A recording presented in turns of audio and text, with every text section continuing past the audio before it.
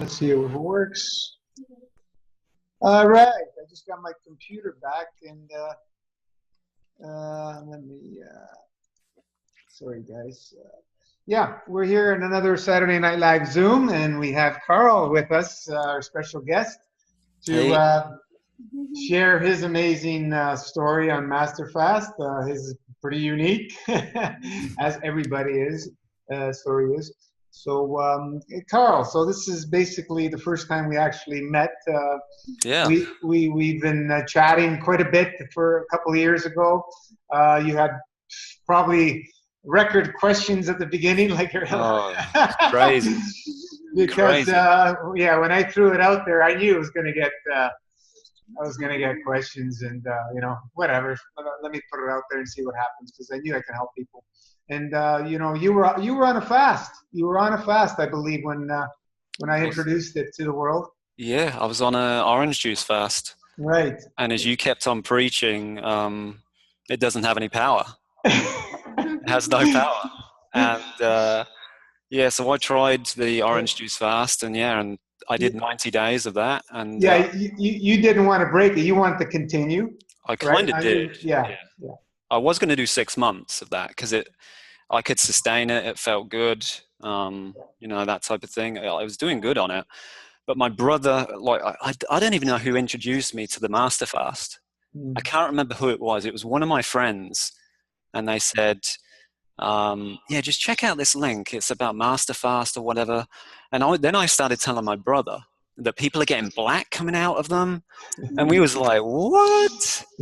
So That's that's I was halfway through the fast, and my brother said, "You know what? I'm going to try it." Within 3 days, he was getting black out. and he was also on the orange juice. He Yeah, yeah if I he remember. Yeah, he quit the orange juice Right. after two months, I think, and then he went on to the master fast right away. Yeah, and like I said, within 3 days he was getting black out, and I said to my brother, "This fast is serious." Like, because we'd been doing Dr. Moore stuff, and all of that, and we're trying to get filtering with food. It's a slow process, but the master fast was like, oh my god! It just within days things were happening, Yeah.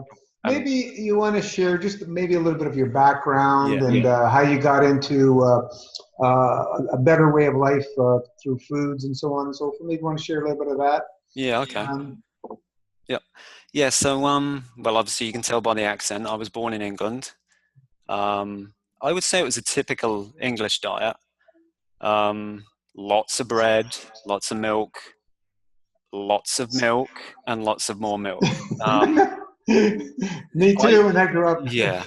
But the thing is, like we always talk, like you said about like the Italian diet, the this diet, the over here diet. That really, they all have one thing in common, and that's they're high protein. They're high protein. They're highly acidic, and when the body breaks them down, they're just destructive to the human body. They're just completely destructive. But yeah, it was lots of dairy. I mean, I remember when I was a kid, I would go to the store. Me and my friends were sitting up at a park bench, and my friends went to get food. I went to get food as well. I brought a block of cheese, a whole Wow. block of cheese, and just ate the block of cheese on my own. The whole And I'm thing. like, when I think back at the whole thing, yeah, like just cheddar cheese. I was so addicted to dairy. Like Yeah. dairy was a tough one to give up as well. Yeah. Same for me. But yeah, it wasn't the meat. It wasn't meat. I wasn't crazy on the meat. It was the dairy that did it. Um, but yeah, it was a typical English diet. None of it was good. Um, by about 16 years old, I'd lost my hair. So Wow. yeah, my dad begun to lose his hair at 32, around 32, and I lost mine at 16. So that was like 50% of the age, and I'd already lost my hair. Obviously, I wear glasses, so I needed glasses by like 12 years old. So it was all coming up here. It was all coming up here. So I've had to deal with that all my life. And I don't think I've ever been happy well, I haven't. I've been depressed. I don't like to, like, even coming on this show. Years ago, I would have never come on to do an interview or talk about this, because I was so introverted, and I just couldn't do it. I couldn't be, I didn't like to be with people. I just Mhm. like to be by myself. I think that's why I got into music so much. I used music as a release, to get away from, I don't know, just to, I don't know, almost like a way out. I can't explain it, but Yeah, well, music, food, drugs, yeah. whatever. Well, that came later, obviously. The drinking. Once I started drinking, I was a late starter with the drinking. I was at 16 as well. I started drinking, and basically once that started, I drank myself into oblivion for a lot. Basically, from 16 to 32. 32 was when I had my Epstein-Barr virus thing happen, Oh, okay. but I'll get to that later. Yep. Um, so, and from that period, basically, though, I was drinking, eating horrible food, eating food out of a can, microwave meals. Especially when I moved out, it was microwave meals. It was microwave meals in a can being microwaved. It was, it was. I didn't know anything about health. Right. I wasn't like we're being taught by, say, you and Dr. Morse and um, Mark James Gordon doing his thing. There was there was none of that for me. It was, eat your drink your dairy, your glass of milk, and eat this. I don't know. I was never just taught how to eat properly. Hmm. If it was a choice of fruit and going to buy some candy, I would buy the candy with all the sugar on it. Right. So I've never eaten well. And yeah, like I said, when I moved out, it was even worse. 2001. So you're still in England all this time? Until what age did you move? Yeah, yeah, yeah. So I moved to America in 2001. I was 21 years old, and the first thing I noticed about America was the portion sizes. Out of control, just out of control. They were huge. Like McDonald's as a reference, our large milkshake is America's small. So Really? They're not the yeah, same size? no, no, no, no, they're not the same size. So even at the time, like in America, they have like stuff like supersize. We didn't have any of that. Our biggest size was large, and that was America's small at the time. That was the biggest thing about America. The portion sizes were absolutely massive. I was always taught to finish my food Mm-hmm. on the plate. Finish your food as you're not coming away from the table. And I kept on saying to my dad, like, I can't. There's so much food here. I can't finish it. But then I eventually I got into the American portion size, and you should watch me eat now. Well, not now. Now I'm fasting and doing things like that. But even a couple of weeks ago, I was banging food down. Even though it's fruit, it doesn't matter. Mm-hmm. Oh, It yes, exactly.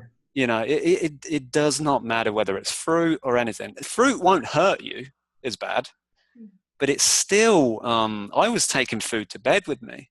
Even if it's fruit, you still wake up drained, no energy.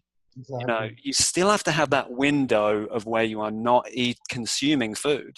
Yes. You have to. So yeah, my dad. We moved to America. I was 21. My dad got married. Just you and your father, your family, or you? Yeah. So my parents divorced, and there was my dad asked me. He said, "Look, I've met a woman. I'm thinking about getting. Well, we're thinking about getting married, and there'd be an opportunity for you to come to college if you came to America." I said, "Okay." And there was nothing going on for me in England. I didn't do very well at school.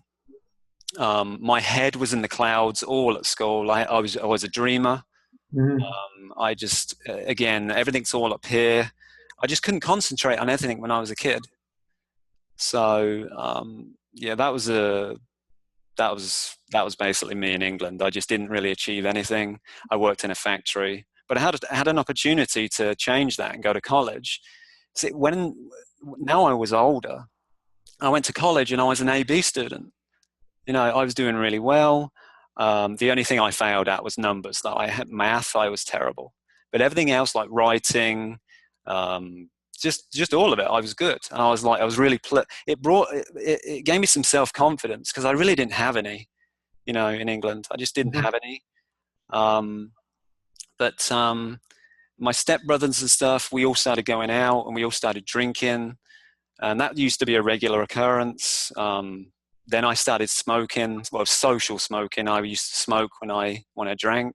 So this is back when you moved to America. This is now, yeah, this is now in America. I didn't even smoke in England, but I started smoking over here, and then I eventually started completely smoking, even when I wasn't drinking. Um, I got addicted to pain pills in around 2004 because I think I got an ear infection.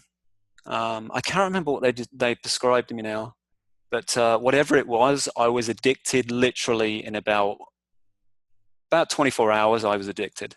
I have one of those personalities that if it makes me feel better, I just jump and dive to it. And again, yeah. Yeah.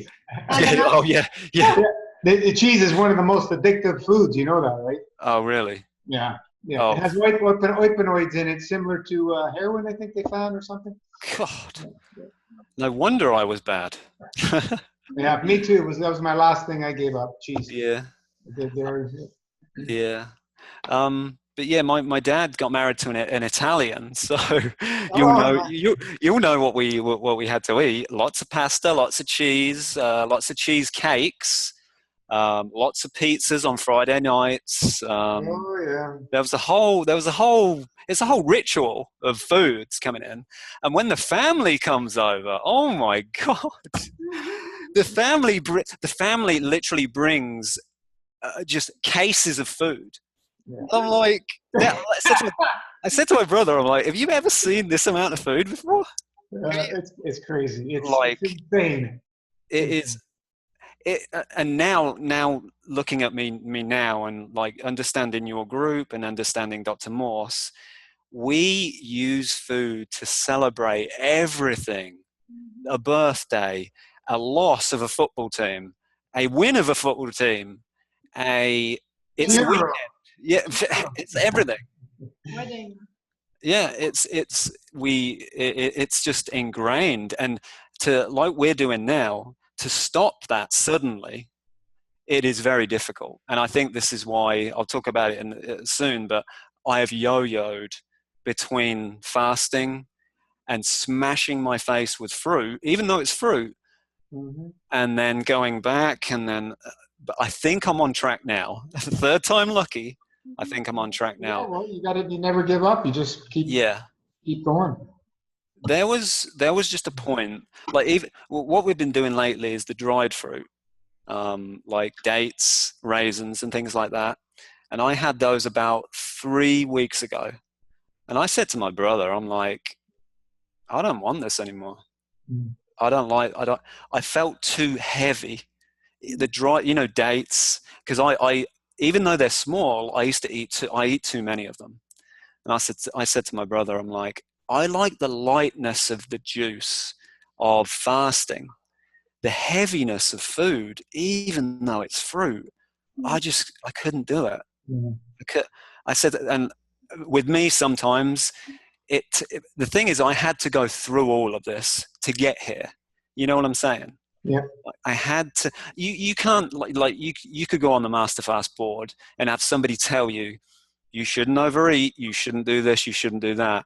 But until you go through that process yourself, like I have, I've broke fasts wrong. I've overeaten, but there's a point where it clicks.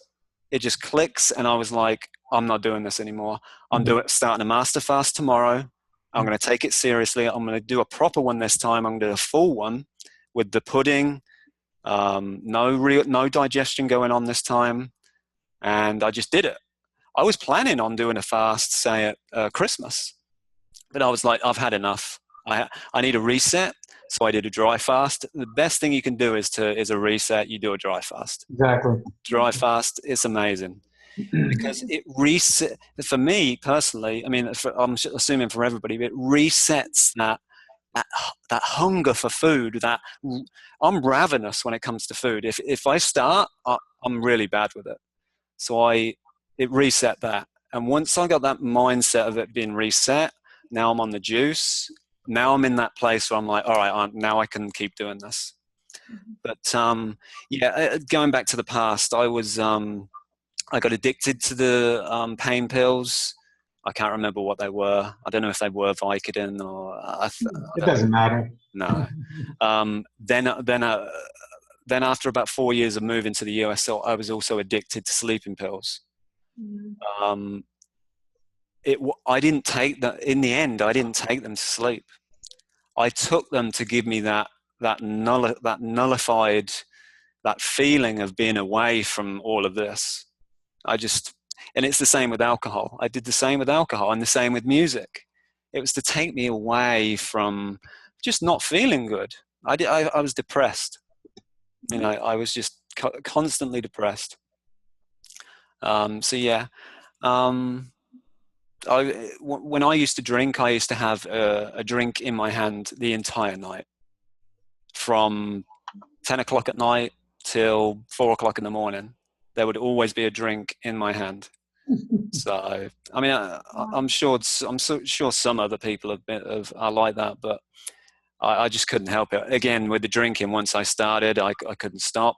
And it's like the food. Once I start, I can't really stop. I tried quitting smoking for about 3 times, but because I kept getting headaches from that, and headaches got so bad, I forced myself to quit. No patches or nothing like that. I am one of those people that say, all right, I'm ready. I'm ready to quit. It's like when I chose to do another master fast. I was going to do one in a year's time. I was like, no, I'm doing it now. So I just chose to quit. I did quit, and I never looked back. I'm like, I just felt a lot cleaner, just from removing the smoking. I'm sure. Yeah, I mean, it was ridiculous. But the drinking, I kept up. I was working out at the time. I actually got relatively big. I used to weigh about 160, 165 pounds. Still pretty lean, I guess, compared to Americans. What's your height? 5'11". Okay, so you're pretty tall. Yeah. But I started doing, I was only testing them, but I guess I was doing them, like testosterone pills, got into that. There was actually a time where I drank so heavily. I woke up in the middle of the night and I said to my dad, there's something wrong here. I think I've got to go to the hospital. I think it may have been alcohol poisoning. My whole body was burning up. Wow. I didn't know what to do. I didn't drink any water. I didn't do anything. So that we went down to the hospital, and I was burning up even more. I was like, "This is Dad." I said to my dad, "There's something wrong. My whole body is burning." So I got to the hospital. They put the thing in me. The salt water thing they put in? Saline. I think within about 5 minutes, everything started cooling down, and the doctors asked me, it was like, "What kind of diet are you on?" They asked me about food and things like that. I still didn't know anything about food, and because I was doing the weightlifting stuff, I removed all the carbs. I was like, let me remove all the carbs. I want to see if I can get lean. And I was having eggs every day. I was having like 7 eggs every meal. Oh. High protein and all of this. And we asked him. He said, "Do you think this was a factor as well, apart from the drinking? Do you think the eggs and having this type of diet was a factor?" And he was like, "Absolutely not. Me, So why did he ask you? yeah, like and even on the way home, me and my dad were like, I, I don't think this guy knows what he's talking about, because even we kind of knew. He was like, well, food can fix a lot of things. Like, if I'd have asked him, if I was eating a Big Mac, would that have changed my health? And he would have probably said no. Every doctor I went to, they honestly did not have a clue.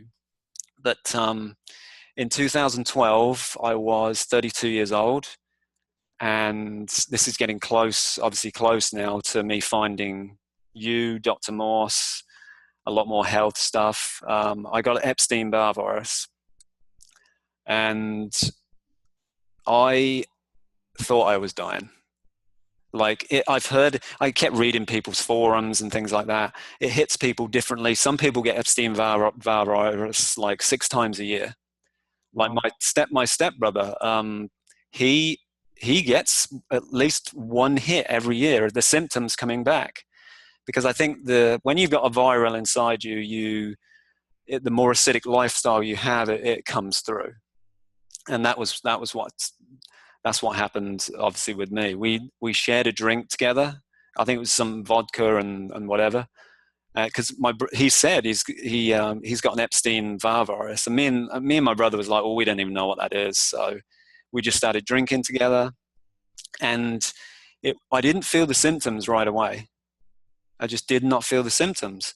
This is from your stepbrother, not your whole brother? Or? Yeah, that was my stepbrother. Yeah, Oh, we so would he do. got the virus. Yeah, he had it. He had the virus, and we shared a drink whilst watching a movie. And we used to do that on Friday nights. We used to get pizza, we used to drink, we used to watch a movie on Friday nights. And like I said, I didn't know what this virus was or anything like that, because he did tell us, but I had no idea. It didn't come out in I think it came out in a couple of weeks, but it was a weird way it came out. I was just starting to get into some health products, like, well, if you want to call it a health product, it was coconut oil. So I tried coconut oil in my shakes instead of using like some other oil or whatever. I was using coconut oil. So I used coconut oil, and I just got the worst attack, because I think coconut oil has I don't know if they're antivirals, but they're um, yeah. Yeah, that's some of that property. Yeah. Right. So I had that, and within 30 minutes, my whole it was like my body was getting attacked. Mhm. I honestly thought my body was getting attacked. Ever since then, like I said, I thought I was dying. I went for a walk with my dad one night, and I came back and I was crying. I never cry. I never cry. And I said to my dad, my dad and my brother, I'm like, do I deserve this? And I was crying. I was like, what did I do to deserve this? I was so unhappy. I was I was at the lowest of the low. I was so unhappy. I didn't know what to do. The only thing I really kind of knew what to do was I need to change my diet. But I changed to a diet which I thought was healthy. So I went on grains. It wasn't processed foods. It was all whole foods, and but I went on grains. I was still on chicken. I was eating meat, but I was only eating 4 ounces. I think 4 ounces of it. To be honest, that saved me, because that's all we could afford. And I did that for about 13 months. 13 months, I was still unhappy. Didn't improve. Even like yogurts and stuff like that, I was having like no sugar added, but I thought this was all the foods we were supposed to be eating. Right. I didn't have it. It's better than the canned microwave food, that's for sure. Yeah, well, yeah, it's better, but like I said at the very start, it almost doesn't matter. It doesn't matter if it's got a high protein content. It is going to damage you. It's just going to damage you. And I wasn't getting any better. I kept on seeing these videos like, people are getting so healthy eating greens and fruit. I was watching YouTube videos, and I said to my family, I'm like, I need to change my diet. I'm going to try doing some vegetables and things like that. But I was still in the protein mindset. So I said, how do I get around the protein thing if I don't eat meat? So we started doing lentils. Lentils got loads of protein. They got a load of fiber too. But did that for the week I did it. The first week I did it, on the Wednesday, I didn't. After about 4 days of doing it, I said to my dad and my brother, I'm not going to the gym today. I had no energy. Absolutely no energy.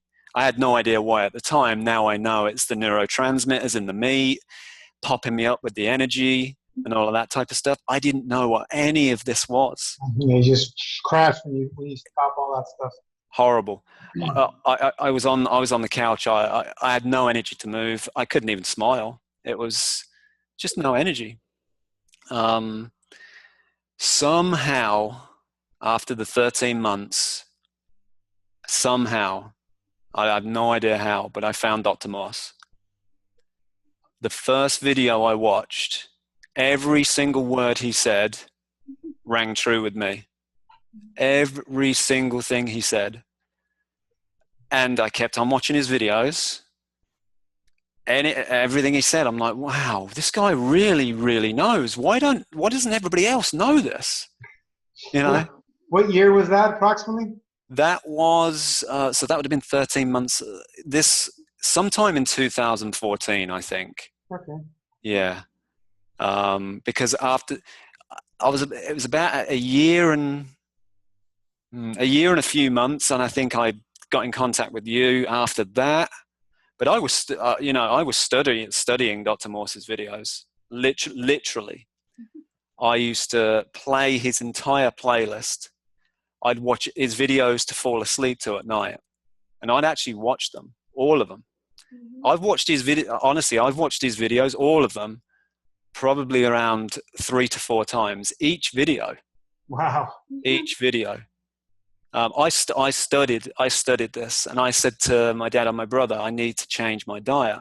The hardest thing was, though, I wanted to do all this, change my diet, but I ate bananas, and they hurt. They hurt me so much.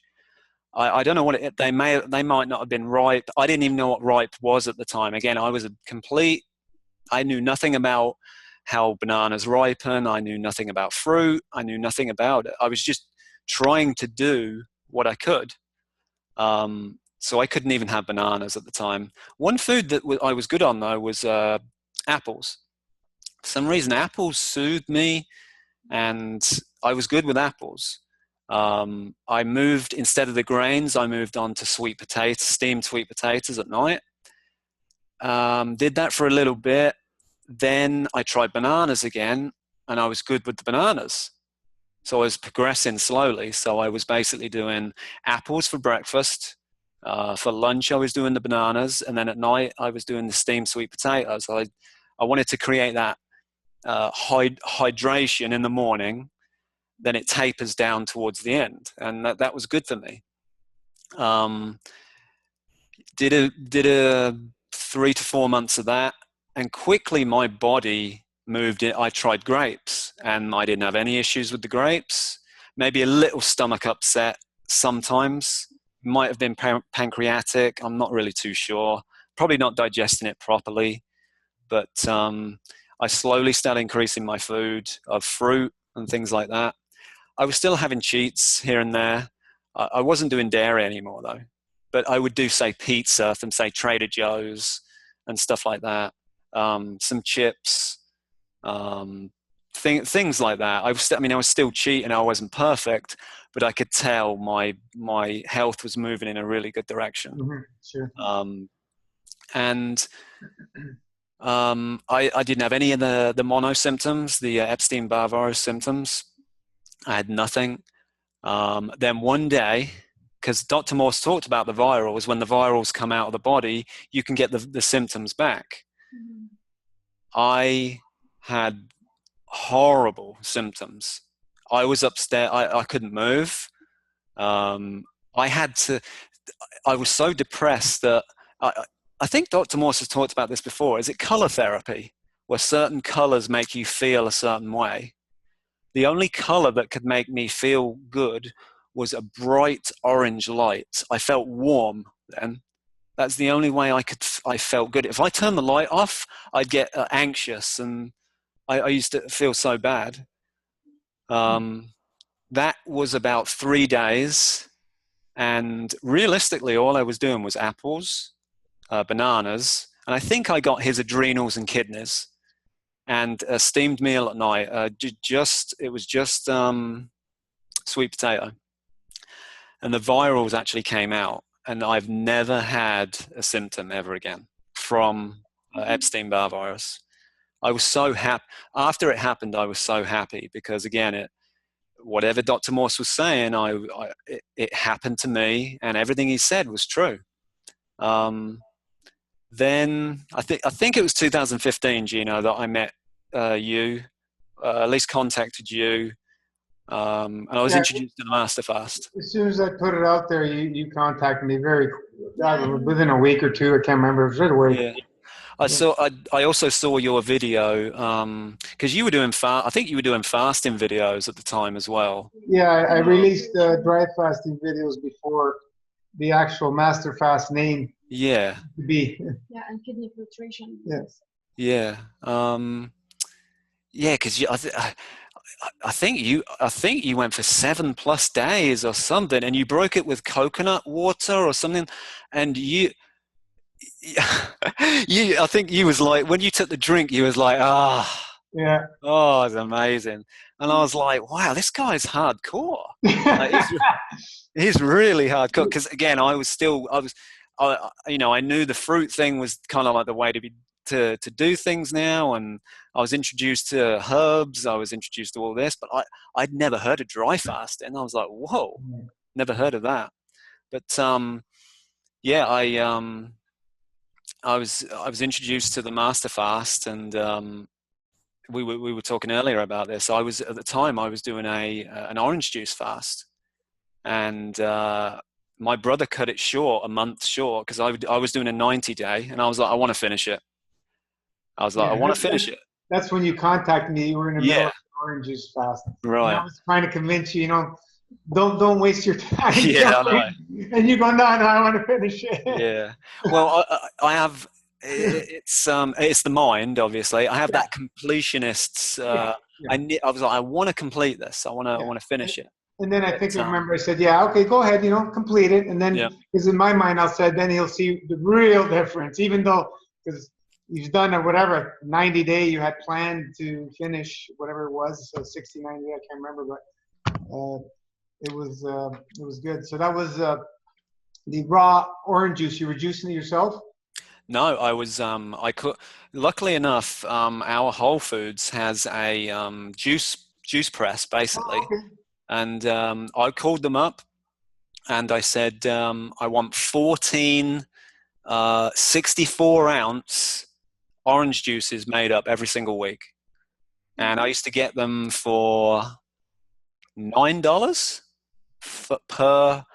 Is it a quart? Is 64 ounce a quart, right? 32 ounces a quart. Oh, so it was 2 quarts for about $9. And I was like, well, I don't have to juice them. I don't have to do any of that. I was like, okay, I'll do that.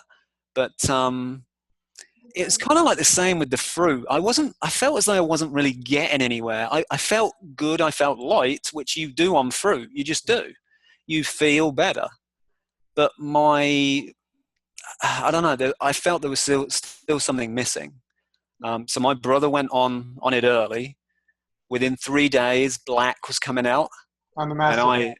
On the Master Fast. Yeah, he decided to stop the orange juice and jump into the Master Fast. He was like, because he was like, you know what, let me just try it. I'll try it for a month, and if I don't like it, we'll see how it goes. He was getting blackout. Now at the time, I don't know if you had the pudding. Did you have the pudding at that point? Yeah, at the start. I was doing it at that time. I believe so. Yeah. Yeah. Oh, okay. Yeah. Okay.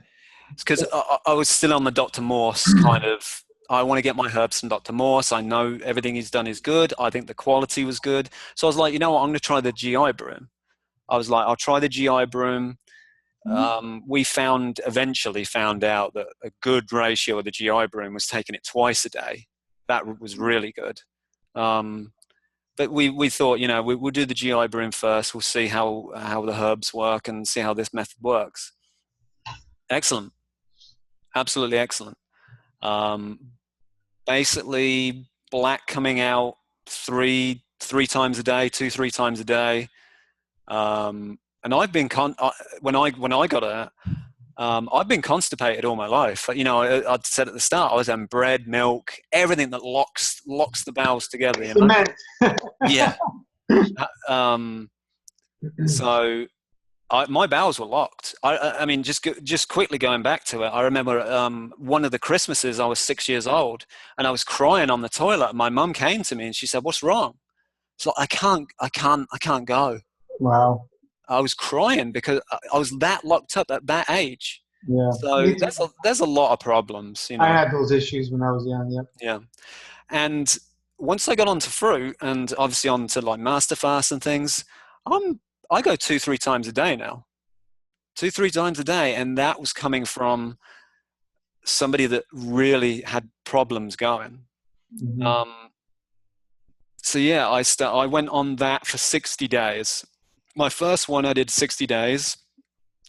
We were taking the herbs, we were taking the GI broom, and sometimes I was taking I was just putting in like an apple cider vinegar, because after 60 days you kind of get like, with the flavor, you want to taste different flavors sometimes, and I was like, let me just try and change it up a little. I'll put a little bit of apple cider vinegar in, just a spoonful. I remember. Yeah. No, go ahead. I will ask you. Okay. And then sometimes I was putting like cayenne pepper in just to give it a little bit of a different flavor. And just things like that. Because again, I'd never done a real I've done I think I did 30 days of grapes before, but I'd never done a long, apart from the orange juice, obviously.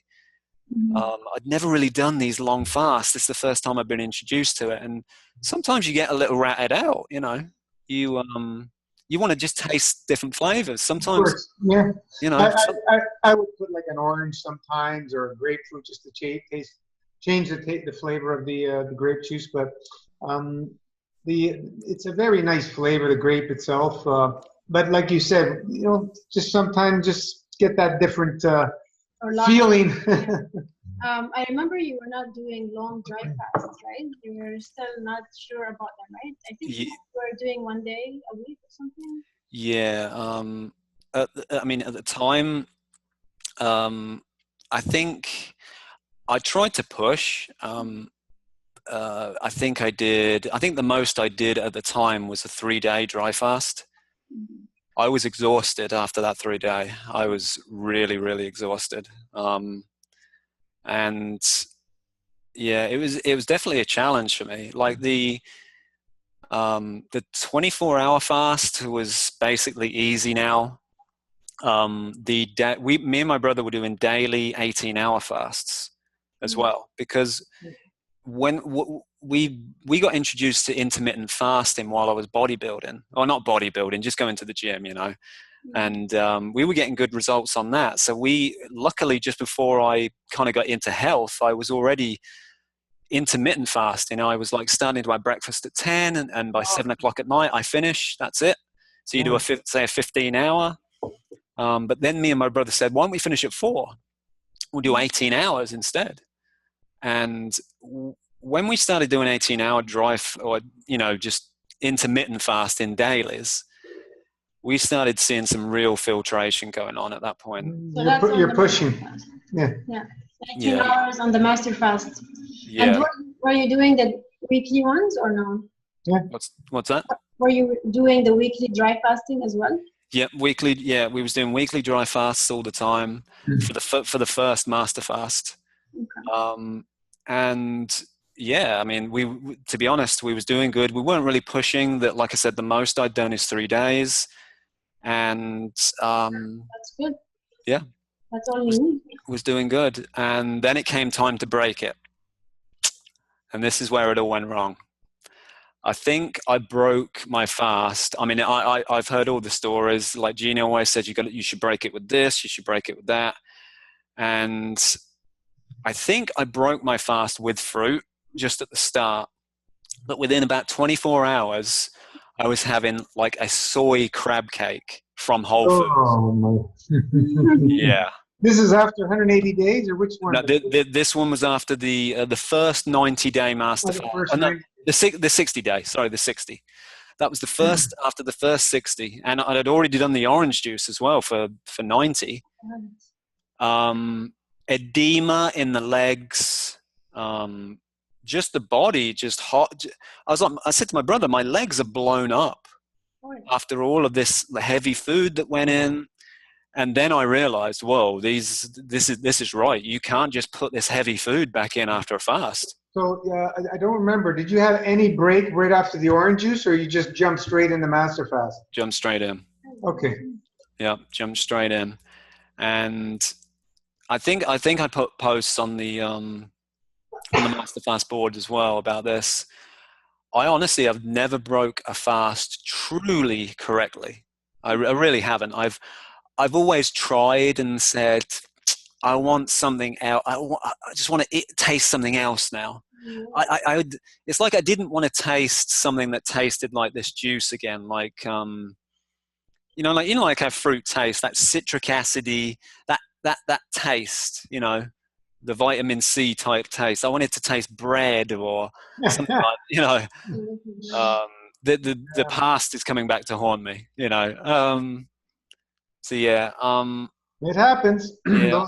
They come back. Those deep seated emotions, those flavors. Where this is where you got to stay focused. Yeah. And I think you are the type of person who would go far with fasting, and then when you break, you can also go far. You just don't listen to your body very much. Yeah. And I'm like that too. I mean, that's why I can, I understand. And I think the best thing you can ever do, honestly, is to just train your body to fast and break. Just keep training it. Keep training it. It's not hard, and it's not easy either, but it's not very hard. It sounds harder than it is. Yeah. I mean, like you said, a lot of this now, and I'm seeing this as well, a lot of this is emotion. Yes. And that is, I have memories of when I was a kid that when I have a birthday cake or when I go to McDonald's for somebody's birthday, it was a happy time. That's ingrained in my mind. The trigger. And I want that. It's like this food is going to make me feel that way again. Yeah. But it's like the breads, even the pizzas. I want that. The body. It's like the mind craves that again. Even though it's bad, it's bad for you, but you just it made you feel comfortable as a kid. I just remember just being so happy, like at somebody's birthday party, with the cakes, with the ice creams, with the, all of that. And like I said earlier, we celebrate with these foods now for a team winning, a team not winning, all of this. So, those are all emotional triggers. Yeah. Running deep within us. So I think I finished mine in like September of, it may have been 2016 or no, it may have been 2015. Yeah. I decided to then plan my next master fast. I said to my brother, I'm like, I don't know how long I'll go for. I mean, this thing about 108 days, I was like, I'm going to do that, but I might see if I can go longer. So it came at such a weird time because I was moving house. So I started my fast. There was a month left at my house currently, so I did a master fast for a month at my house. Then we moved next door because they were moving out too. I needed a house to move into for 3 months, and then I could move into this house. So basically, the timing was weird because my mind was taken care of almost. Like, we only had a month at my old house. That kind of reset my how long I was on the fast for. I was 3 months at the other house, and then we moved to this house, and I'd only got 2 months left. I was like, because it separated everything for me, like moving different houses and doing this. And so it didn't actually feel like a long time.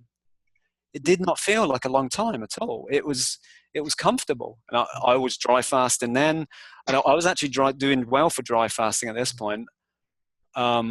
I think I was doing too much though for the dry fasting.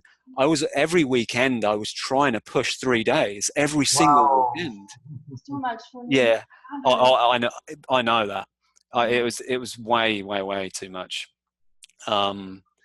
So yeah, that's when we decided to do double GI brooms, kick things up, and for the first 3 months, me and my brother said, let's not use any lymphatics for the first 3 months.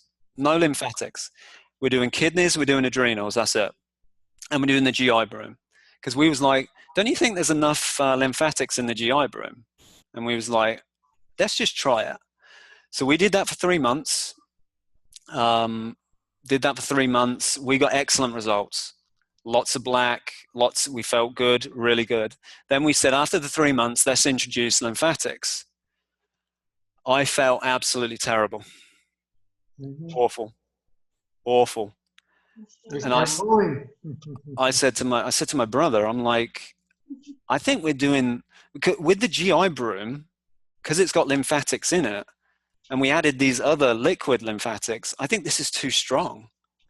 I felt terrible. I felt depressed again. I felt dizzy. A lot. I said to my brother, let's come off of these lymphatics and just continue what we were doing. Within about 4 days, 3 days, I started to feel better again. And I was like, this is why me and my brother started talking a little bit about doing a real full master fast with the pudding, because it's a binder, not actually a lymphatic, right? So now I'm on my next master fast, and the pudding is, if you think about tools for the job, the pudding is the tool for the master fast. And that's what it needs to be. The GI broom doesn't even compare. I was a GI broom pro. I was like, it's GI broom or nothing. It's incredible. I've done, I don't know how many bags of GI broom. Yeah, and I did the pudding for this fast. I've been doing the pudding, and that is the tool for this job, because instead of, when you go for a bowel movement, instead of sorry to be crude and that, but you're spitting all over the bowl and things like that. This actually binds everything. You have smoother bowel movements. There's not so much rushing to the bathroom anymore. So GI broom has its place, but it doesn't have in my opinion, it doesn't have its place for a real master fast. If you want to do it as good as you can, people could use that. If they have it, don't throw it out. Use it when they go on a hybrid, because you're eating. Yeah. So that was a valuable lesson. I was like, all right, let's just do. Me and my brother was like, let's just do the master fast properly this time. If we'll do everything properly. We've made our own. Are we gonna ever meet him? Yeah, I know. I should get him down. They're watching a movie actually right now. I can hear it rumbling. Oh my god! We just had a new movie room put in. But is he older or younger? 1 year younger. So I'm the one that drags him into all of this for the most part. Seems But, like he's not into social media, I guess. yeah, not so much, no. Like I always say to my brother, like, watch this video. Look at Gino doing one of his fasts, or look at Dr. Morse video doing one of this. He watches some stuff at night on his own sometimes, but I was the one that was sick, in 2012. So I was the one forced to try and save my health. Until you're in that situation where you feel as though you're dying and your happiness and life is being sucked out of you. Until you know what that feels like, you're not going to be in a position to say, let's do this fasting for me to feel better. My brother didn't feel that bad anyway, so he's not as driven as I am to chase my health, Yeah, most of us wait till there's something, that we need to do something. Yeah, and that's unfortunately what happened to me. And I'm glad it happened. I'm absolutely glad it happened. It was the best wake-up call I've ever had. And the next two best things are finding you and finding Dr. Morse. That's changed my life forever. Yeah, Dr. Morse is an amazing soul. Like, look what he's been doing. Yeah. Once he started sharing on the internet, and he put the what's the word I'm looking for? He mastered how to use herbs. He really did. One thing. Number two, he brought kidney filtration to the forefront, so we have an understanding of what exactly it is. Yeah. Yep. It's in Arnold Ehret's book, but we didn't really have a clear understanding. Those are the two things that I really learned from Dr. Morse. Not many people talk about kidney filtration. I mean, Arnold Ehret, he does mention a little bit in his book. That was 100 years ago, but more than 100 years ago. But I mean, it kind of died. Nobody really talked so much about it. There wasn't a clear understanding. Yeah. Now we have a real good understanding. Oh, absolutely. You really, the master fast is taken from the things that Dr. Morse has learned and stacked on top of that. The fasting. With the dry fasting, with everything, it really is. Because Dr. Morse doesn't do much fasting. Yeah, I come from Arnold Ehret. Dr. Morse comes from that. Right. And whatever else, and the dry fasting, that I implemented that. I don't know how long it's been for me now, over 3 years, which that just blew my mind open. That was another thing where I learned from Dr. Philnoff. He brought dry fasting to the forefront to have us a clear understanding what dry fasting is, and we thank him. When you think about animals in the wild, they don't water fast, they dry fast. Yeah. They don't have a glass of water sitting nearby them when they're, it's either heal or die. That's the cruelty and the beauty of nature, to keep the strong to survive. But we pulled everything from all the best out there, put it in a blender, like I say, and come up with master fast. It's I mean, this is my third fast now, and it's about a week ago. I had a shower. I got out the shower, and I thought to myself, I feel good. I actually feel good, and it didn't take that long. Right. It didn't take that long. I said, all right, well, I'm doing a master fast tomorrow, and it didn't take that long to feel good. It's almost like a double-edged sword, though. You feel good, and you're like, well, I could go out and have a pizza again now. Yeah. So from the last time before you started everything till the moment that you said you feel good, how much time has passed? What do you mean? From the time that you decided that you were going to, implement some healthy changes in your diet, so on and so forth, you opened up your mind, so a time where you said you feel good. How long of time was that? I could feel really good. Oh, right. Okay. I guess it was 2012. I got sick. Then I found Dr. Morse. 2013.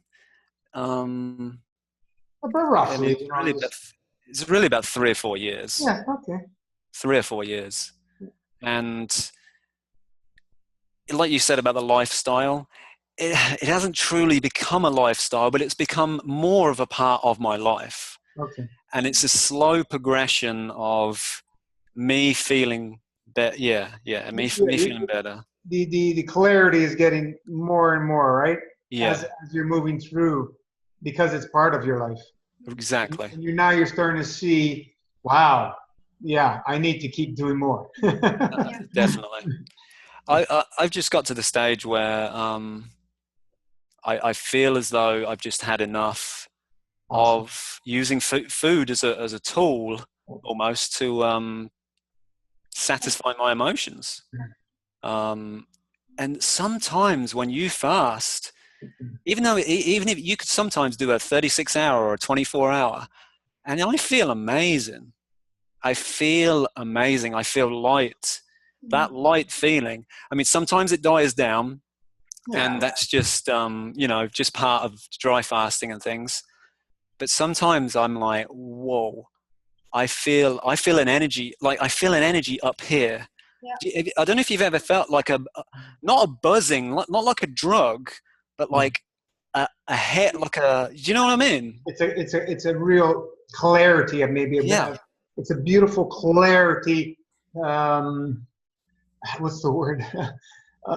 Calmness, satisfaction. I don't know. It's hard to put in words, but it's just wow. Like you've never felt this before, Yeah. So the definitely the clarity from dry fasting, and as well, if you ever want to reset, the best thing about dry fasting is to reset emotions, reset your wants, needs. Just it just, for me, it resets everything.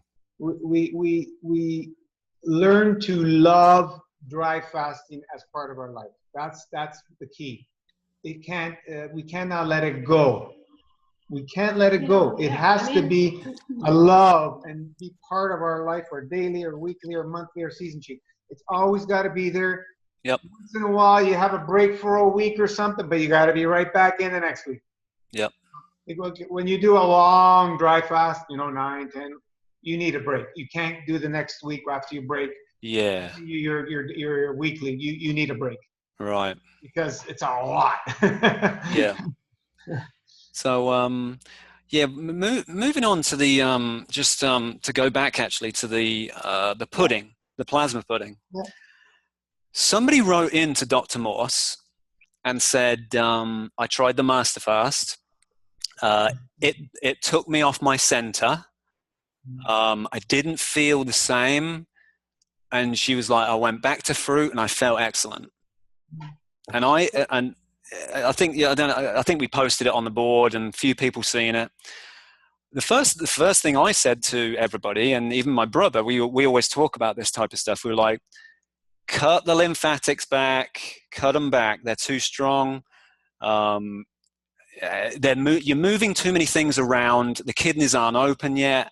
Even though you're a fruitarian, you still might not be, detoxing at the level that you are, especially at the master fast. We've seen so many fruitarians come through master fast that they couldn't get anywhere, and they just opened up on master fast. But the one thing that we have to learn to understand is when we're on a fast, we're in a very deep cleanse, especially on master fast, and sometimes we're not going to feel good.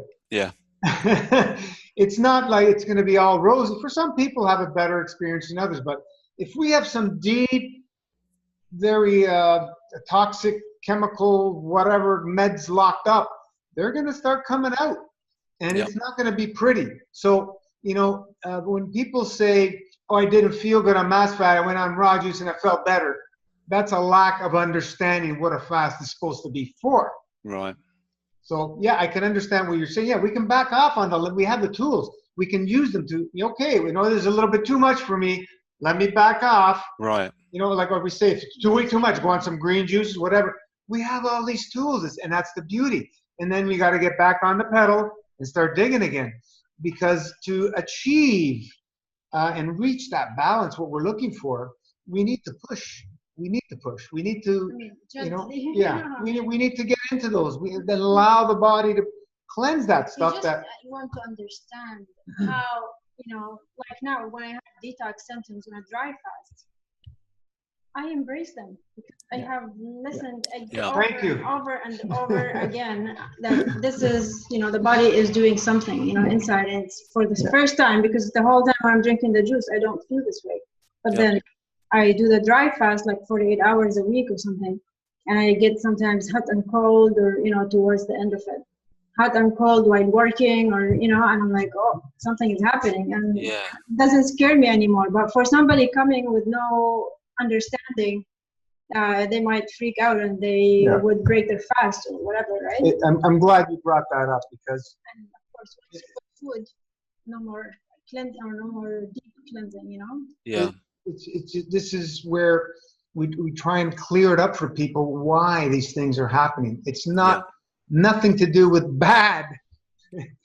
When you're in a fast, it's part of what the body's doing, and learn to embrace these times and use the tools. Like Carl said, yeah, we can back off on the lymphatic curves. That's why people are mentioning, oh, mix all the formulas together. No, it's not the best idea, because we can't adjust. Exactly. I wouldn't do that. You're only saving 3 minutes twice a day. What are you saving to mix each? You know. So more of the kidney. Anyway. More of the kidney tincture and reduce the lymphatic. Is that what you did? Yeah. Continue on your train of thought there. You reduce the lymphatics. You know. Right. Yeah. So basically, what I was going to say is, I started the real master fast with the pudding. Right. Initially, because like somebody said on Dr. Morse, I was like, from my experience, because I haven't touched the pudding yet. At this point, it's only this fast I've touched the pudding. And my first response was to say, lower the lymphatics. Lower the lymphatics for me always works. If you're pushing too hard, and the thing is, for me, a detox, forget it that it's master fast. Any detox system you're working on, it's not as simple as you take one kidney and you take one adrenal and you take this every single day. Your body like adjusts and changes all the time. Some days you might not feel as though you could do half of your lymphatics. Next days, you know, things like that. I myself, I do very little adjustment. I'm full on. Embrace what's going through. I see just Sid wrote breath work.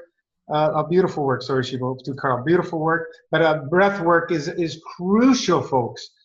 Crucial when you're fasting and when you're not fasting. Learn to practice breath work, and the Buteyko is amazing once you can get that and master that. The Iceman is wonderful as well. Learn all the different breath works. But the Buteyko is something that you're doing all day, throughout the day, and it should become part of your breath.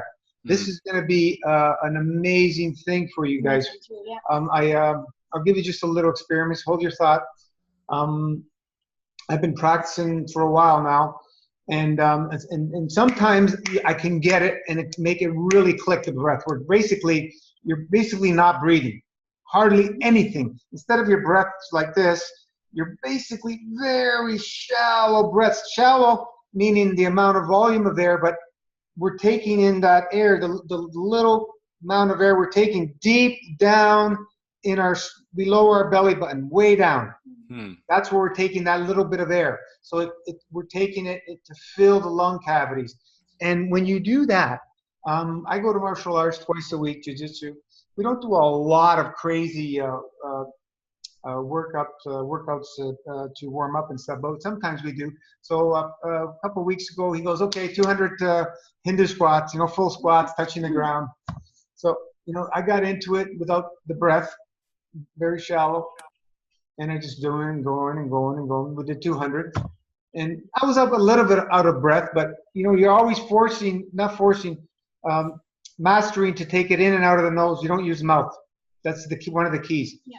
So you're, very shallow, but at the end, it was a little bit out. Everybody else is huffing and puffing. I'm, okay. Next day, the next class, he asked, has anybody had sore legs? I didn't notice nothing, no pain at all in my legs the next day. Everybody in the class, after the next class we went to, everybody was in pain still. And I'm one that, you know, exercising and all these years and everything, always when I push myself, taking those, you're always in pain, lactic acid. Using this breath work, folks, if you master it, you can forget about those pains. It's amazing. Carry on. Sorry. Wow. So, like I said, I didn't have any experience with the pudding yet. And I normally would say to people, lower your lymphatics and then you'd balance out. So I started this fast 2 weeks ago, and I was looking at the instructions for the pudding and how much to take. I was like, all right, let me try a I think it's a tablespoon to 8 ounces. I think it's a tablespoon to 8 ounces. Our measurements are 1 to 4 tablespoons. And when we started, it was 1 to 3 teaspoons. Interesting. But I'll tell you why I was. I tell you why I kept it at a low end. Years ago, doing also many fasts, I was using psyllium. I came to a point where I couldn't do any more psyllium anymore. I would just throw it up. So I was very cautious with it. But then as people started doing the master fast, I think it was Artie who posted, she made a mistake. She was doing 3 tablespoons through her whole 108 days. Wow. And she got great, amazing results. I'm going, okay, we're up in it. And that's where I said, okay, 1 to 4 tablespoons, carry on. Changed. That is interesting, because I started off with the 1 tablespoon. Yeah. And not instantly, within 30 minutes, the person that wrote into Dr. Morse, I started experiencing all these things. Depression. I felt terrible. I said to my brother, I'm like, what is going on? I did not feel good. Yeah, exactly. So I think what's happening though is parasites were being binded and pulled from my stomach because of probably candida or all of this type of stuff. Their pain, you feel their pain when they get pulled out. Yep. Exactly. So, in my personal opinion, my experience now with taking 1 tablespoon for the start, for someone that's never done a master fast before, in my opinion, it's too much. That's just my opinion from my experience. So what I did, instead of it being 1 tablespoon, like you said earlier, it was actually lower. Initially I switched to 1 teaspoon. I did that, and I was like, okay, I feel good. It doesn't make me feel bad like that other one did. I felt really bad, you know. Like they said to Dr. Morse, it took me off my center. I felt like really not good. So I knocked it back to 1 teaspoon. Then in about a couple of days after, I put it to 2 teaspoons for 8 ounces.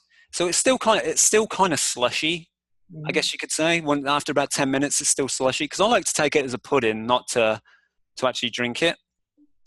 Then I was doing okay on that. So then my brother said, I think about 4 or 5 days ago, he was like, why don't we do one at night as well? Because we used to do 2 GI Broom, 2 a day. So he was like, why don't we do another one? Because at this point, I'd prefer to spread them out rather than smash it all into one hit. You can, yep. So I'd spread it out, and I did 1 first thing in the morning and 1 last thing at night, or when I finished my drinking window. And I was good. So then I said to my brother, well, I'm getting better on this all the time. I feel it's going down easier. Everything's moving fine again. So I kicked it up to what the recommended dose was, 1 teaspoon. Tablespoon. Was completely fine. And I said to my brother, that's a good experience that I just had, because what happened there was, I said, I swear, I bet it was parasites or something, or bacteria, anything, just being pulled out of the system, and it affected everything. Well, we got 30 feet of that sensitive tiny villi, man. It's just huge surface area. So now, I mean, me personally, I don't like to have the tablespoon. So me and my brother back down to 2 teaspoons to 8 ounces. And me and my brother said, we're just going to have it twice a day. You know, we'll have it twice a day. We'll separate it. We'll have it the one in the morning, and then we'll have it the one at night. And yeah, I feel good. So if I was ever responding to this person that wrote into Dr. Morse saying, this took me off my center, this made me feel like this made me feel bad, I used to feel so good on fruit. 2 things: lymphatics, check your lymphatics. Are you pushing too hard? 2, if you are on the pudding, ease into the pudding. Just ease into the pudding, get everything moving first, and then you can kind of, that's just my experience, you know. But also once you're eating, whether it's fruit or whatever, Yeah, you're not on a fast. I don't care if you're on a mono fruit, you're not on a fast. Your No. body's not in an elimination mode. As soon as you eat, that stops. And sure, you're going to feel better when you stop pulling crap out, in that elimination mode, because there are all kinds of things starts getting into circulation and so on and so forth. So there's only 2 ways you can go about it. You can be in an elimination mode on a fast, or you can be eating. There's no real in between. What would you suggest for that person if they are feeling crappy? Use the page for support and gain an understanding of what's going on. Maybe green juices to slow down. Yeah, if it's too much, green juices, or back off lymphatic herbs. Many things you can do. Yeah. Massaging tools. We got so much tools. Some more enemas. We don't know what people are doing if they don't talk. We don't know. Yeah, and that's the thing. We're all at different levels of health. We're all at different wants. We're all at different levels, even of the master fast. Like, I'm pretty deep into the master fast stuff, and this is my first true master fast. So I'm experiencing some of these symptoms and things for the first time. But it's a good experience, I think, for others to listen to. This is how I got over it. And it really only took 5 days to balance out, and now I love the pudding. It's actually nice to have the pudding because it kind of breaks up the juice a bit, because I do intend to do a minimum of 108 this time. I was like, shall I do 30 days? And I'm like, no. 30 days for you. Not for Carl. Yeah. So realistically, the next goal for me is to, I'll do the fast, but master how much food I consume when not actually fasting, because that's a killer for me. Even if it's bananas, even if it's grapes, even if it's whatever, because I say, well, it's fruit, so it doesn't matter. But I can bring food to bed with me. Maybe. Yeah. What I can suggest is, not now. If you want to do 108 to really clean up, afterwards, I really suggest not eating every day. Master fasting and breaking. Fasting and breaking. If your brother is open to it, you said, maybe you guys can do it together, right? So you eat once in a while. You really don't need food. Yeah. You don't need food. I mean, we know that, right? Yeah, I'm doing approximately 3 days a week dry fasting. It's you got to find that balance of whatever works for you. Maybe do a couple of days a week of eating, but not every day. I'm on my season change right now, dry. Really? Yeah. So I started day 5 today. Yeah. Wow. We got to find our balances. Everybody will be different, but we can't go back to 2-3 meals a day, 7 days a week. No. Let me tell you that the cravings come back. For me, if I eat 2 days in a row, I can't control myself. Yeah. And Gina tells me it's all in your head, but it didn't work for me. I didn't. Yeah, I know. It's incredibly difficult. Yeah, I started my 27th year since I started fasting. But one day a week, you cannot really mess up when you eat one day. You cannot. Yeah. Because you know how you say after 24 hours, I want to eat everything? The first 24 hours are easy for breaking the fast. Like let's say days, and then you eat 24 hours, honestly, I feel it's easy. And I also look forward to it during the week, you know. It's not that I'm hungry or anything, but because I'm not ready to give up food yet completely. So I think about, okay, you know, what do I want to eat for Sunday, you know? And you can become creative and start, you know, thinking about the basil and the smell of the basil and the tomato, the ripe tomatoes, and Yeah. on the fruits, the good fruits, the, you know, seasonal fruits, the local, you know. So you start thinking about that, and it's nice. It's a nice, you know, anticipation. You know, you prepare for it, you love it as you're thinking about it. You tap into the emotion of foods without actually eating. Yeah, and this trains you. I mean, you cannot eat too much because your body, when you do 6 days, it doesn't like too much food. Yeah. But if I do more than 1 day of eating, I feel like my stomach stretches, there's food inside me, and cravings start because I guess I start feeling the bad parasites or whatever it is, right? But anyways. Yeah. Yeah. One thing I've noticed now as well is at the start of when I started changing my diet, I was like strict, like super strict and too strict, and other people didn't get it and things like that. It was too strict for them. Even some of my friends, they were like, "That's too hardcore. That's too much." Now I feel as though I got to the stage where, like, my brother isn't doing a master fast with me this time. What he does is something like I think he was doing the juice all day. And I think it's like yours, Rana. He's doing the juice all day or all week, sorry. And then from Friday, I think what he does is he does from Friday to Saturday. He kind of has a free reign. He can kind of do what he wants. And this is the first time mentally I've said to myself, I'm going to let him do what he wants to do. How long? When did he start this? He started this when I started my fast, so about 2 weeks ago. Oh, okay. So he ate and he's what's that? He ate already at some point. He like I said, he juices in the week, and he just has a little whatever at the weekend. And like I said, I'm to the stage now where if people want to, that's their path. I've gone through my experiences and I've said enough is enough. I need to start taking care of this. I need to really get my stuff together. Some people haven't quite got there yet. Sometimes they have to go through those experiences of maybe even stuffing their face full of food, maybe doing it for the next 2 years. But one day that's going to kick in and you're going to get to the point where I've had enough. And now I appreciate that. I'm not so hard on, say, my brother for having a cheat at the weekend. I'm not so hard on my dad for having a cheat at the weekend and bringing food back. They brought food back tonight and the smell was intoxicating.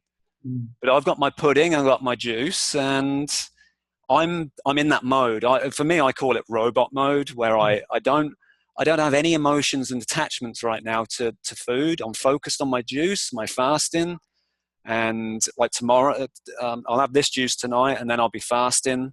I'm just going to play it simple, do my 24-hour fast at the weekend, and then do I think I might, like you said, do the 3-day. Is it the end of the month, right?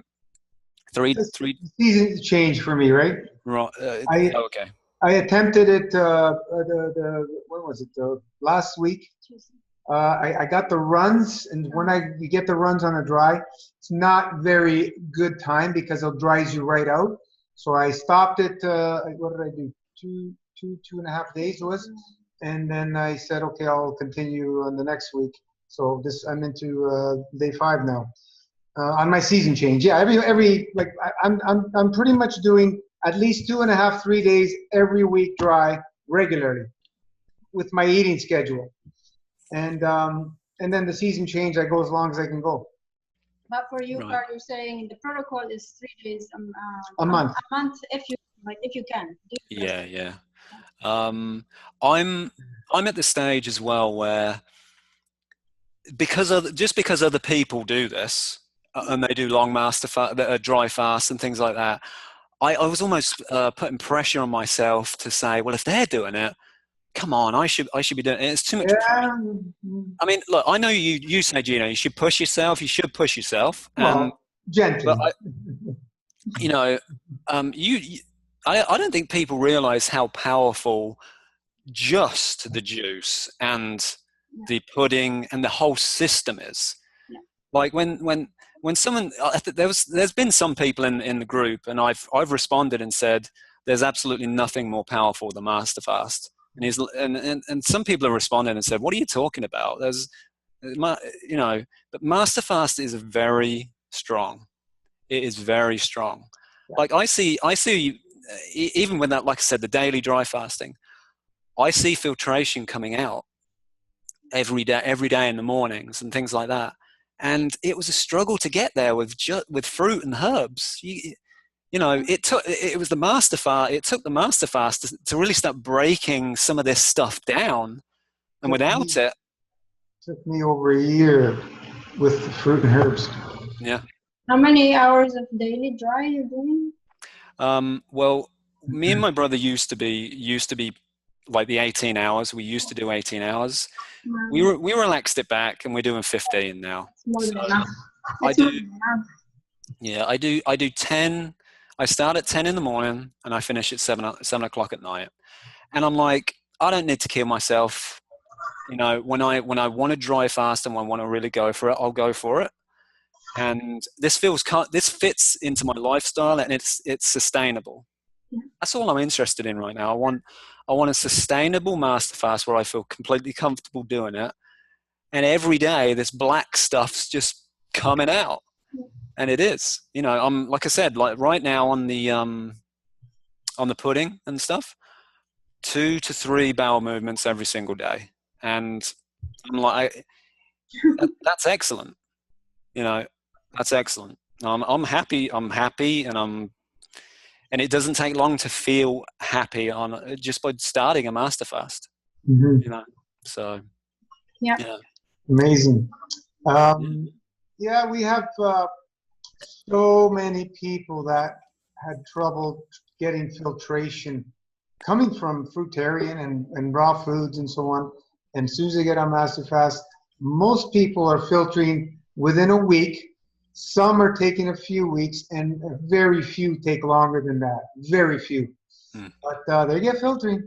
We get more filtering than anybody. There's no more filtering than you'll see on anywhere than you will on Master Fast page. Yeah, well, dry fast is the way to go. You know that, right? But having it in the middle of the Master Fast, where you're not eating for that long, and the Master Fast is powerful. We know that, like the juice itself, right? It really is. Yeah. Like everything is powerful, and then you have the herbs, and you have and then if you do the tools like massaging your kidneys and breath work, I mean, like and castor oil on your kidneys and abdomen. I mean, it's yeah. I don't think you can get further than that. One do you want to speak, Gina? No, go ahead. Okay. One I don't know if you guys have noticed this, especially long-term Master Fasters. Once you get to a certain point in the Master Fast, you don't need as many herbs. Have you noticed this? I can back down my herbs, and I'm still getting a very, very potent effect still. You know, at the start, I tend to really jack the herbs up. I tend to use lots of herbs, try and get everything moving. And once you start to balance, even like me now, I said to my brother, I think I got to lower the herbs. I don't need as much. It all depends. Many things come into factor. Your weight, what you're built from, your diet, your history, your emotion. There's no issue in adjusting more or less of the tincture doses. Yeah. No issue. I mean, we lose a lot of weight on the Master Fast. Sometimes taking bigger doses, oh man, it just helps you through. And right. Then sometimes they take a little less that day. I'm like that. I'm not exact. No. On the dosage. I'm not anymore. I used to be. That's the thing. It's almost like the way I am in the past. I'm so rigid about it needs to be exactly this amount every single day. It's too structured. It's way too structured. You don't need it. But newbies, it's good to have structure. Yeah. You have experience now. You've done 3 long ones plus a few other different things. So once you're experienced, nothing beats experience. Not all the PhDs on the planet put together, like I say, will be experienced. That's the beauty. Experience. Just go through it. You know, your first, your second, your third, and then you start having a beautiful rhythm that you know exactly what's going on. You know. Yeah, that's it. But maybe give us some your experience on that 180-day one. What was going through the mind? Oh God. Well, if I wanted to, well, one thing I'll say about that one is to get me through some of the days. Like I said, I think I said this already, but I added a cayenne pepper. Right. I added a bit of apple cider vinegar, just to almost like the monotony of drinking the same thing over and over again. I don't think I'm too bad with that idea now about having the same, but yeah. Let's look at the animal kingdom. Let's look at true. A cow or a bison. What are they eating? Same thing over and over. Same thing. It's only our mind to satisfy something. Exactly. But I'll be honest though. I mean, you know, sometimes having a drink with the cayenne pepper in it. Sometimes it helped. You know, it just broke things up a little. Yeah. But I will say this: I think I was lucky because I had things going on in my life which. I don't know. It was just easier the way my moving house. It just felt as though I was always moving and there was always things being done, and the time just flew by. And it really, energy levels. Energy. To be honest, the energy levels was out the roof because I was always like cleaning and the house and vacuuming and things like that, and I was like, no, I don't want to do the vacuuming anymore and stuff like that. But you have so much energy, you have so much even with the dry fasting. Sometimes I can be I'm cleaning the house sometimes with the dry fasting, because sometimes it's not all the time, but sometimes the energy just comes in. Use it when you get it. Yeah, definitely. But the mind does play tricks all the time. It's when you're fasting for that long, should I add this? Should I add that? Because I had a superfood blend. I think it was superfood blend 2 or something like that. And I'm like, am I getting enough nutrition here? Shall I add this? Every day it was plaguing me. Like it wasn't just nutrition. It was like, what can I add now? What can I add now? Stay on the master fast, but just add a little something just to change it up. You know, it tricks you. When we lose the weight, we start thinking we're missing something. Yeah, that's it. Yeah. This is why I introduced for people the what's it called? The broth. Yeah, I saw that. I haven't actually tried that. Yeah, I haven't used it myself. What I do, I just put fresh herbs from the wild. Yeah. But, throw vegetables, but use the kidney tea as the base, and put all different vegetables, get that different flavors. It'll settle the emotion, carry you through. But don't rely on that, and don't want to use that and drink more of that. It'll take you back and take away from the fast. It's there only when you need it for emotional support, and it will help you. Some people have said it saved them. Yeah. Well, I wouldn't say it was a mistake, but one thing I did at the start of this fast was, while switching to the juice, I just drank too much. I think I've heard people. What's that? This time? Yeah, I guess I was still coming off of the mindset of I was eating too much fruit at the time. I was just stuffing myself full of food, and I just felt as though, it would get to 8 o'clock at night or 9 o'clock at night. I know I'd only had a juice a little while ago, but I felt as though I just needed something, because you do feel it's weird to feel so light sometimes when you start fasting again. Yeah. And I think last Monday I did the same thing. I was like, no, I need another juice. Yeah, that's fine. Yeah, it's especially This at the beginning. this whole week though, this whole week I've been really good. And one thing is when you are consistent with the amount of juice that you have every day, I think the body gets used to the consistent amount of energy that's coming in every day. And I started, like I said, by the end of this week, I started to feel really good because of that consistency. When I have a juice, say at 10 o'clock at night, or I eat late at night, eating late at night, I'm telling you, is the worst thing for the body. It Even rips the energy. Even It just drinking. rips it. Have you broken your dry at night before? I have about 7 o'clock at night, and Yeah. it zapped all my energy. Yeah, Not good. exactly. The We same. always focus on breaking dry fasts, like anything longer than 24. No later than 2 in the afternoon should be your goal. From late morning till 2, and that should be your focus on breaking any long-term dry fast.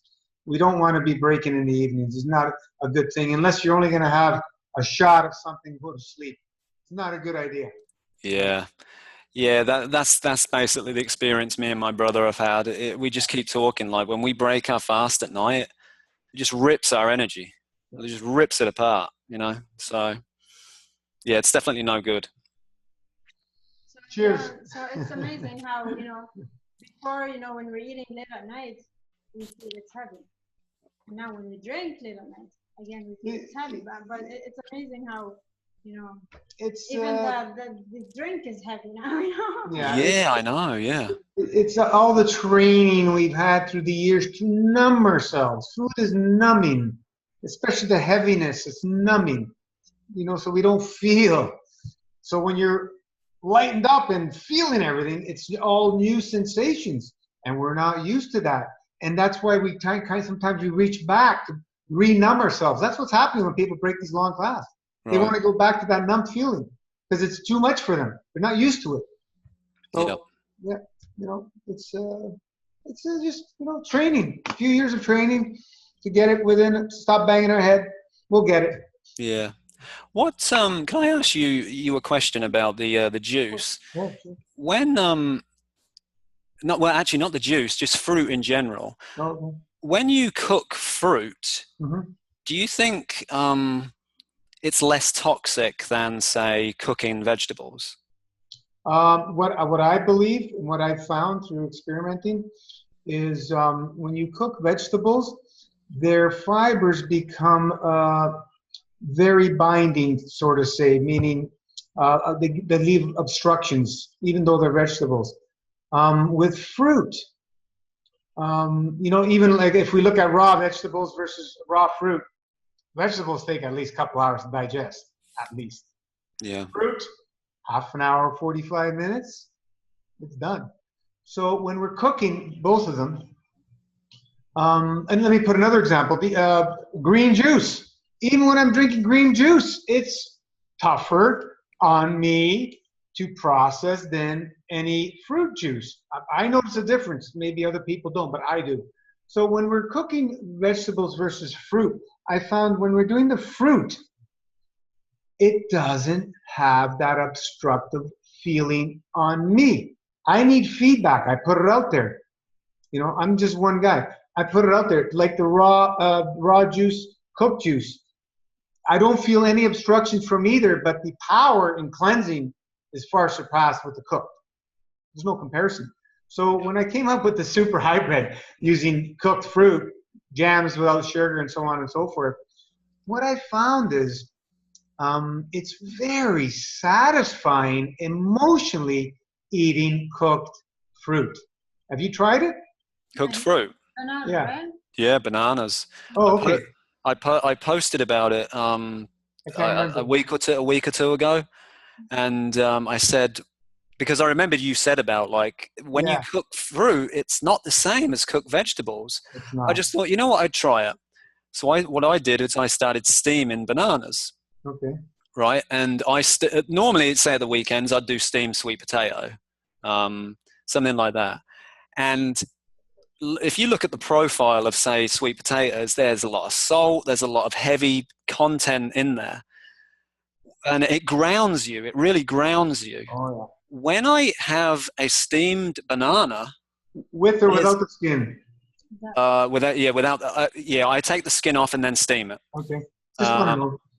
yeah.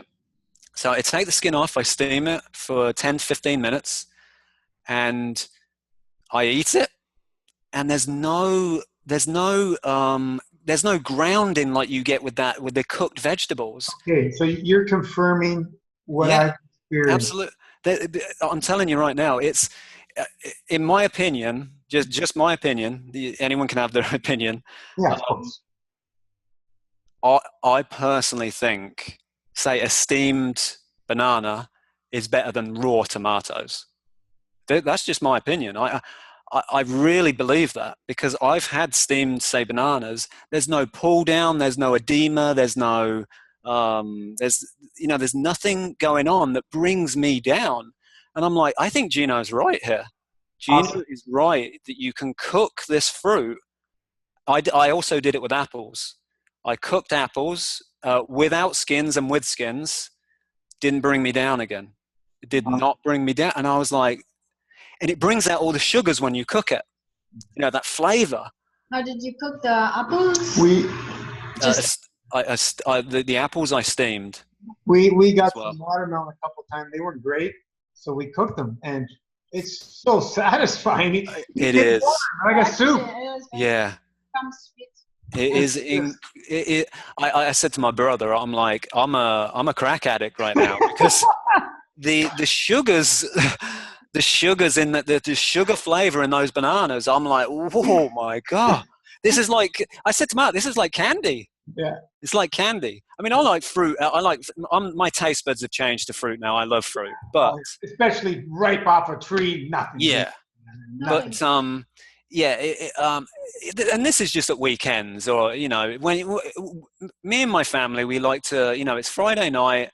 We like to watch a movie. It's Saturday night. We'll watch another movie. And I'm like, you know what? I'm going to take some steamed bananas up with me, and just one thing you get the feeling of eating cooked food, but you don't get the pull down of eating the cooked food. Oh, one sec. Were they ripe or unripe bananas? They were the bananas that we steam. Generally, they have spots all over them. Okay. They're not black, yeah, but they do have spots over them. And also I found that if you feel as though bananas are too far gone, you can still steam them and it brings out all the flavor still. So this was one of the best transitions for me was actually steaming fruit and kicking out the vegetables. I kicked out the vegetables completely, and I said to my brother, I'm like, I feel good. I feel good again.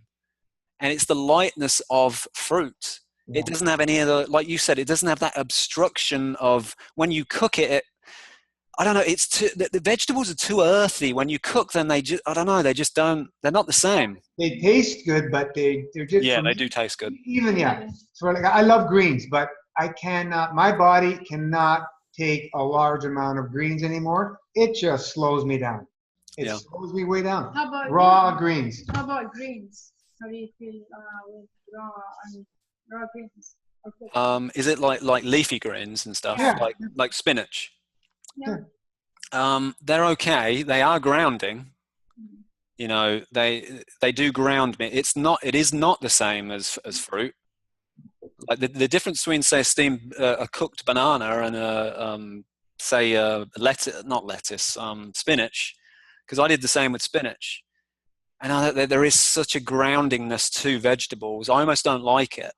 Right. It almost brings me down. I like the lightness of fruit. Mm-hmm. That's why I said to myself initially, look, I don't care if I overeat fruit. Let me just get on a fruit diet initially. Yeah. Just so I get on the diet itself. Exactly. Then I can bring the portion sizes down once I get to a level where I'm like, all right, I don't need to overeat this stuff anymore. Yeah, it happens over time. Have you ever tried baking instead of steaming? Fruit. Yeah, like the banana. I think I tried the banana. I didn't try the apple yet. Try the banana with the peel in foil paper. Yeah, because the juice, the water content will kind of steam within it, right, as well. Right out, Yeah, yeah. yeah, yeah, Let us know, give us feedback. yeah, There's all these different tools we can use, It's yeah, only going to help everybody. This is the beauty of sharing. Have you Um, tried? I haven't tried the banana, no. That's one thing I have it in my mind, but I've never tried it. yeah. It might be an acquired thing, like the texture of it. It's a lot softer. It's very sweet. Um, I really do like it. It's definitely something I can have at a weekend with, like I can have a cooked meal. I don't care if it's fruit. I could have that and it doesn't bring me down. So that's all I'm interested in, Exactly. Just So like, Master Fast, it's cooked juice. Don't bring it yeah, tears you. It's what they call liquid Drano, man. yeah. What type of food do you see yourself eating when you break this when you break this fast? If I'm still in robot mode, if I'm still strong, um, my favorite fruit is red grapes, bananas, and banana smoothies. Now, the banana smoothies I've been doing with like frozen mangoes, uh, incredible flavor. Oh yeah. Um, there's a lot of see the fruit in the store I find is not very good, but sometimes you can actually get really good frozen stuff. Some of the strawberries are really good frozen. Some of the mangoes are actually excellent frozen. If I buy mangoes in the store, they're terrible. They're absolutely just. I said to my brother, I'm like, this is not fruit. This is not No. good. No. So yeah. Now, one thing I will say about the I know there's sometimes a debate about organic and not organic and things like that, and I know your opinions about organic, but Hey I man, I I'm all for it. I, I cannot eat non-organic grapes. No, I'll be with you. Like, I buy non-organic, but I have to wash them, ozonate them, or I can't oh, eat them. okay, I can't yeah. eat them. There's that flavor of the chemicals. I can taste it. Once I ozonate them, I'm fine. Do You you, do you- alternate? Sorry. no, I don't. I Yeah. just Good. I yeah, I know. I probably should. I mean, that's what I mean. I'm really that organic fiend. I do like to just say, look, I want to. I know, like you've said before, like some of this stuff has got stuff and pesticides and things still on it. Yeah. But I try and do my best. Of I course. try. Organic and ozonate. Yeah, I mean, I could. Organic, but also ozonate, of course. I'm all mean, for the organic is organic. the best. If you Yeah. can afford it, do it. But, I wish they didn't have to spray our food with all this stuff, but It's you know, ludicrous. We are the people have the power, and we need to make the changes that it's absolutely abolish all chemical use on foods. That's yeah, it. The people got to do it because the corporations ain't going to do it. yeah. so many I, issues when it comes to fruits and vegetables. One thing is the spraying. Another thing is that almost they're never picked right. Like I mean, really, our food is Everything against us. the best is to grow your own food somehow, yeah, and eat but less. yeah, but I actually do think a pretty sustainable diet is obviously coming off of the fast, but I think a sustainable diet is something that Rana is on, and that is you do the juice in a week, and you give yourself, if you want to call it a treat, you could. You have something at the weekend, and then you do your thing in the week again. I think that is sustainable. Yeah. It still pushes hard. I mean, let's we're not going to lie to anyone here. Oh, yeah. It's very strong. I can imagine it's very strong still. One day is whatever. I mean, I'm not saying you could eat anything, but it's not going to drop anything. Your body will not let you eat anything. Yeah, that's true. Yeah. Just scream at you, and I do a colonic usually the day after I eat. Yeah. And sometimes I almost cry. I'm not kidding. I have to improve. Yeah. I have to improve even bit more than, and I did improve since the beginning of it. It's all about keeping the body without obstructions. That's what it's about. The less we obstruct, the better we're going to feel. So It's less that and simple. less obstructing food. So the choices, my choices are changing, like because I feel it, especially when I do the colonic the day after. And you see, Carl, when you do the colonic the day after, or enemas, or whatever you have, colima, you know, when you do that, you're washing away most of the food that's remaining from the day before. You're washing most of it, And the so cravings. and you get exactly, and you get back on the fast so easy. You feel like nothing happened. The difficult thing is when I do the colonic the day after I eat. So this is teaching me that okay, I really want to clean up my diet more. So maybe at some point soon, fruitarian, because it doesn't feel good the day after. I think I honestly I think I'm something similar. I always talk to my brother about food, and it's almost time for me to say no to vegetables. It really is. It's just, Yeah. I can't stand the yo-yoing feeling of doing it. I'm almost getting to that stage. So hopefully when I report back in 108 days ish, I will have said I broke my fast, if I still go or not, that I broke the fast correctly. I'm on the foods that I've planned to eat, and I'm already planning my next master fast. That's how I want to be. That's the control I want over this food. I hope I'm there now. You know what, Carl? Yeah, let me tell you, a control thing is a little bit like, it's a little bit too much to ask, to be honest with you. Control, like perfect control, is not going to happen. We know that, right? We all do mistakes, and we will do mistakes again and again and again. You want to, at some point after the 108 days, your body is nice and clean. You start training your body to fast and eat and fast and eat and fast and eat with shorter fasts. As a lifestyle. Because and at this point you will be able to listen to your body. You're not gonna mess up too much. One day a week is not gonna mess up too much, you cannot mess up too much, but you will be able to listen to your body more than ever. More than ever, because you're cleaner and you're just eating one day a week and you feel it. It doesn't turn off. Well, I guess some people will want to know about the weight, just really quick about the weight loss as well. I started 2 weeks ago, and I weigh myself every Sunday. So I'll weigh myself tomorrow. The first weigh-in, I lost 1 pound every day. So I lost 7 pounds. I think I got it on my phone how much I weigh. I think I started at about 125 pounds. Oh, weight loss. Here we go. This is before your first fast? This is this week this fast. Okay. I started at 126 pounds, which is, I guess, compared to most people, actually quite light. And now I'm 119 pounds. Yeah. So, but and that, honestly, Gino, that was with drinking too much juice. That was drinking a lot more than I normally do. But I think there's something to be said about when you overdrink with too much juice, that there is some flushing that's going on with that you're not truly absorbing everything, Yeah, like people coming from a sad diet, or they're in a rough shape.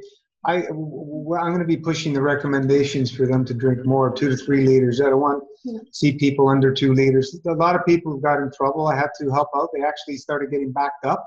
They couldn't move anything, and the body's trying to throw up things. So we have to be careful on who we're talking about. You have experienced fasting before, blah, blah, blah, until you started eating clean. So it's going to be a little bit changed. That's why we have windows of dry fast and so on and so forth. Newbies, start on the low end, and the drinking, we start on the higher end. So it's going to be a learning phase for everybody. How do you feel about not starting the pudding until a couple of days into the fast? Say if you were coming off of a sad diet. A couple of days is no big deal, but yeah, you need to get it in, because it is.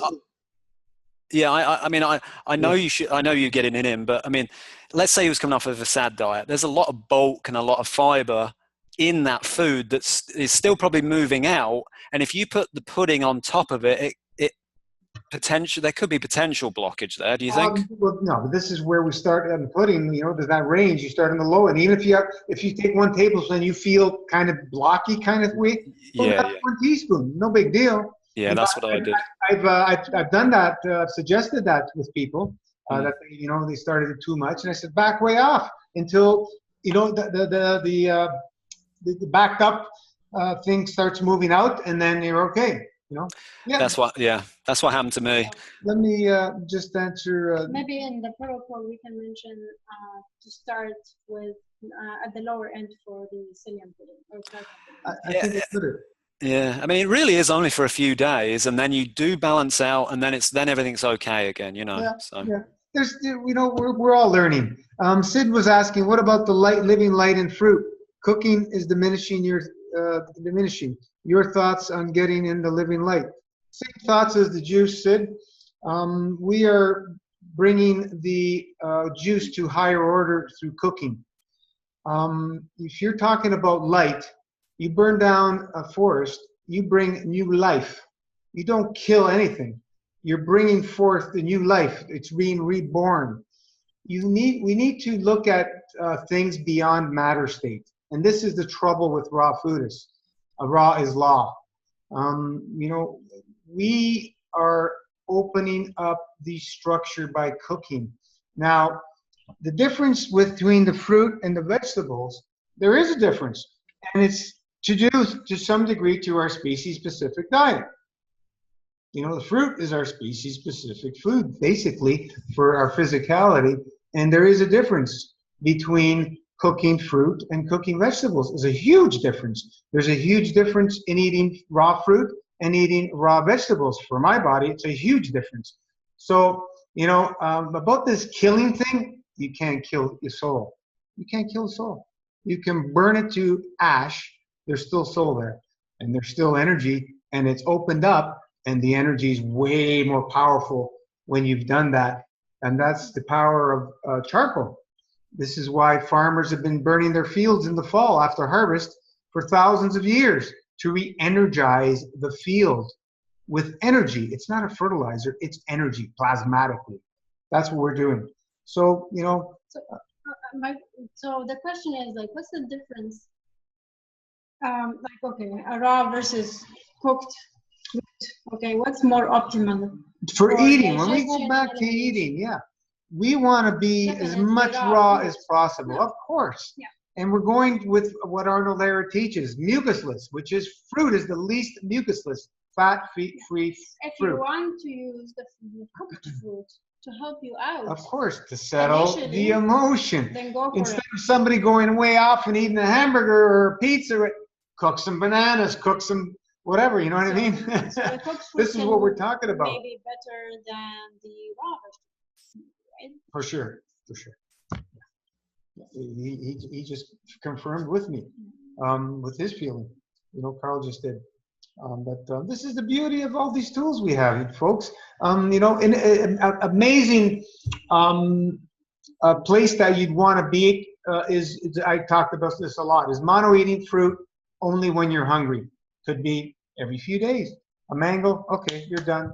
Next, hunger comes in 2-3 days. This is what I'm talking about. How long will it take to get there? And will everybody get there? No. It doesn't matter how long. It's what we work towards if we want to reach optimal health. The ultimate way is taking all your energy without any physical foods. That's the ultimate. Sun, air. And we're doing it part-time with this lifestyle.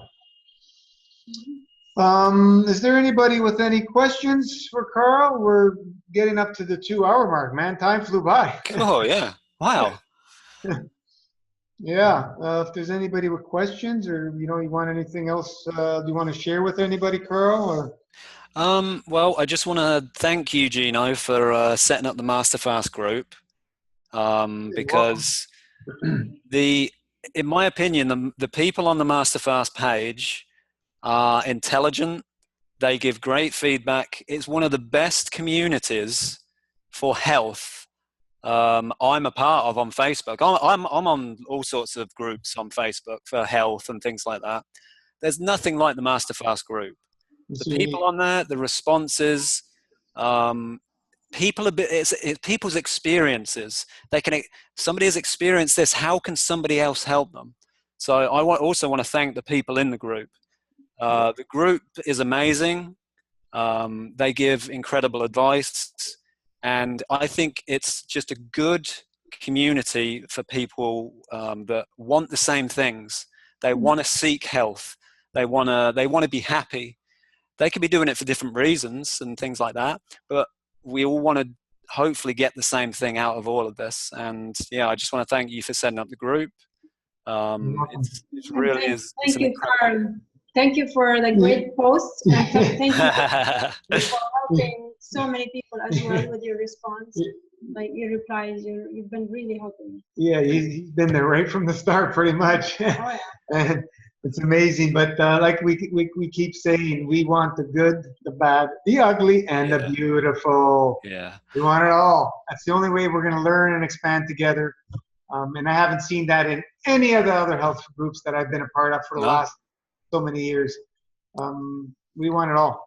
Yeah. Sometimes I have to take a break from the group, and just sometimes I take a break from just watching health videos like all of this, because sometimes it's just a bombardment sometimes, you know. So sometimes, like even the Masterfast, like sometimes I just take a break from the group and I just spend time with myself and like that. But when you need something, there's people there in that group that will help you. And that is the beauty about the Masterfast group. So that's why we have 18 admins. People need breaks. Things happen. We get families, life. Yeah. Not everybody can be there all the time. It's amazing how many hours I'm putting in there. I need a break sometimes. Yeah. You know, the only thing that keeps me going is all the stories for you guys that are sharing. Man, that's what keeps me going. Yeah. Because I've been through so much hell. Oh, I bet. No support, zero, looking, asking, all through these years. You guys don't know how lucky you are on having this page. Yeah. Oh boy, man! But it was all worth it. It was all worth it. It's fun. Yeah. Going through it was fun. Oh, right now, reading people's posts is fun. You know. Just amazing. Like it's a nice experience. Beautiful stories. It just blows my mind how many crazies did 108 days. Yeah. Nobody's gonna do 108 days. They ain't crazy enough. And then one after another. 360. We're 70 something people that we know of. There's more that I know of, and that don't want to share or whatever. Yeah. There's over 70 people that did 108 days, and many others that done 40, 50, whatever. Just crazy. Beautiful. Yeah. So it's amazing. So if anybody else have any questions, I don't see anything. How many people we have on today? We have a few. 11 people. Wow. Awesome. So I have my hand raised. Oh, sorry, I didn't see that. Just speak up. Unmute yourself and speak up. Yeah, can you guys hear me? I don't know if my webcam's on. Hi, Troy. Hi, I'm like you said, you wanted the good, the bad, and the ugly. I actually called in a while ago, a few months ago, and I made a testimonial and put it on YouTube. And I don't know if you personally commented on it or it was one of the admins, but they invited me on another Zoom call, so I figured I'd come on today. Just because I just had some things that I guess I disagreed with, and I don't know if this is an open avenue to share those ideas on things that could maybe be improved or that. That's what we're here for, my friend. Okay. Well, basically, I don't know if I'm over time or whatnot, but it doesn't matter. We're here to help for people who need it. Okay. Well, I'll say, I'm just speaking the truth. That's all I've ever done. I've been sick for a long time, and I regret doing fasting. I don't think I should have been doing fasting. I think from my family's history with some anxiety and stuff, in hindsight, it wasn't good because now my anxiety problems are really more pronounced. Um, and and I guess one question is like these people that do so many days and then they say they have like emotional detox or crave certain foods and stuff. And I've had a eating issue actually before doing this, and actually after this, my eating issue is has been exacerbated. And like and I called him before, this line of we eat for the emotions, but there's no discussion in raw community about how like the hypothalamus and the limbic system of the brain are all tied into the emotional center and drive what you will crave, which is why people who do these like intermittent fasting, like these bodybuilders, they're like, oh yeah, I'm like fasting a few days, and then they like have these huge cheat meals. And I mean, like, how do you explain that these people like Dana Stewart, the Freedom Forager, and the Way Within are like eating poorly after the fast? I mean, can you just keep using this line of we eat for the emotion, and like, can you explain on a more complex level, just, because Dr. Morris, and I believe you guys still have the notion of like weak adrenals as anxiety and constipation issues, but, I've been searching this for years. And I believe it's a lot more complex with the genetics and nature plus nurture, how you're raised, and the hypothalamus and the pituitary adrenal axis, as well as like the prefrontal cortex and the amygdala and the limbic system all tied into the brain. And no one's talking about that stuff. They're just like, oh, it's you just have weak adrenals. And then I was taking glandulars on the beginning of that journey, and I was like, oh, I have weak adrenals, that's why I have chronic fatigue. And then that just made my anxiety worse. And it's like, oh, you can't sleep when fasting, oh, it's just this, or oh, you have these cravings, it's just the parasites. I guess I just want a little ramble there, but how do you answer some of those things I brought up? Okay, number one, we don't really know anything about you. Okay. And what I have called in before, and but I'll. Oh, gee, we got over 20,000 people we're dealing with. I can't remember every single person. You were on the calls before? Yeah, I was on a call before. My name's Troy. Yeah, okay, maybe I can faintly remember you. What exactly was your issues, Troy, to repeat that? I thank you for coming on again and sharing your input, because this is how we're going to learn and expand. Yeah. We're not going to, if people go through problems and they run off and start saying this and that and the other thing without an understanding, it ain't going to help anybody, especially yourself. First of all, your background and your diet, your age, run through that, and what was some of your issues? Well, I'm 28 now. I started having an overeating issue when I was about 23 because I had a lot of, I guess, trauma and physical trauma and just all these traumas, and I just noticed I started eating and eating and eating, and it could never get full, which apparently some people can develop after fasting, but I've had this before the fasting.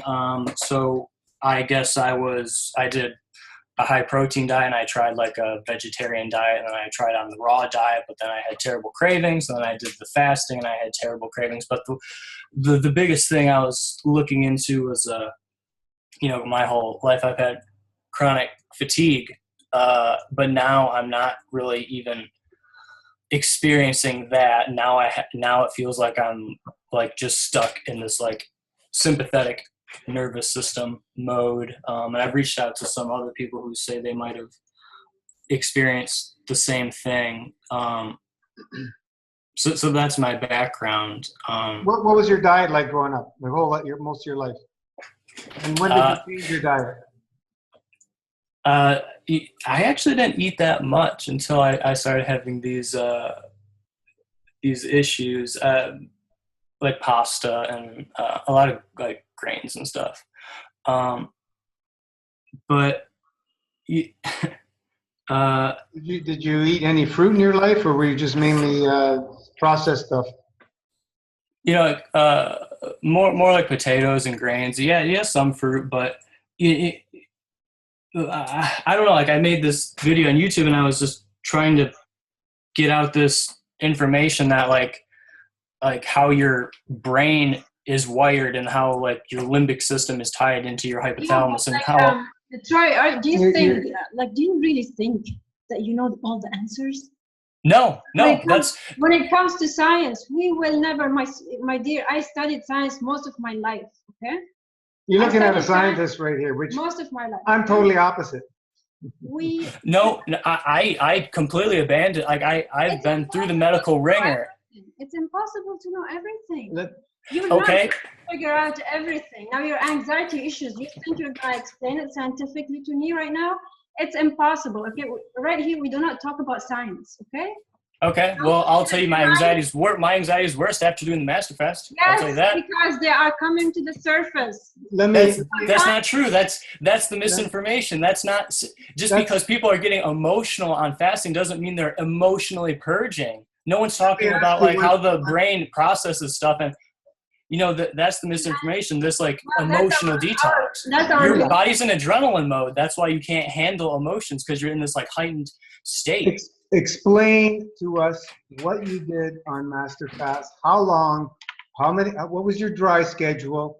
What tinctures were you on? Explain that to us, please. I didn't even do it that long, and I covered this in another video. But I think I tried to, for about 2 months, I did about 4 days on raw fruit and vegetables. And then I did like 3 days on the Master Fast, the best I could. Dry fasting, I don't know, like 16 hours, 12 hours, 14 hours, something like that. And I just, the cravings were terrible. And then I went on the hybrid for a few months after, and just my anxiety was getting like really bad, and I just like started having extreme frequent urination and like extreme paranoia, and I couldn't sleep, but I was like tired all day and I couldn't sleep, and and I was getting all this like I said, I'm calling in, and I'm not trying to be this mean person. I'm just disagreeing with things. You can disagree with everything, doesn't matter. Okay, because I'm gonna say something you're gonna disagree with. I know because I was like, I'm getting all this like mucoid plaque out, right? I'm doing great. But I'm trying to ask you what you did. Your Master Fast, 3 days is what you did of Master Fast, pure full Master Fast, 3 days. No, I for about 2 months I did 4 days on fruit and vegetable, and then 3 days Master Fasting, if you will. So you went back and forth? Yes, sir. And then I took a few months off because. What herbs were you on? I was on 12. I have all 12. I had 12 of Morris, and I have 12 years in 12 years still. So you didn't do the full Master Fast any length of time beyond 3 days? No, my body can't handle it. And I didn't listen to my body. Everyone's saying, "Oh, just keep pushing." And I'm like, I'm so tired. I like ran into somebody's car on the way to work, and everyone just keeps saying, "Push, push." And I'm here saying, I don't agree with this. Every day? Yeah. And another thing is like, how much were you drinking each day? About like the 1 liter, because I was urinating all the time. I was urinating more than I was drinking, which I've actually had that issue in my life. But no one talks about, like anti-diuretic hormone or anything. Because it's irrelevant. The body, when it's in an elimination mode in a fast, which is as natural as breathing, my friend, is perfect system if you lay back and let it do what it's supposed to do and get the mind out of it, flush it down the toilet, because it's useless during a fast.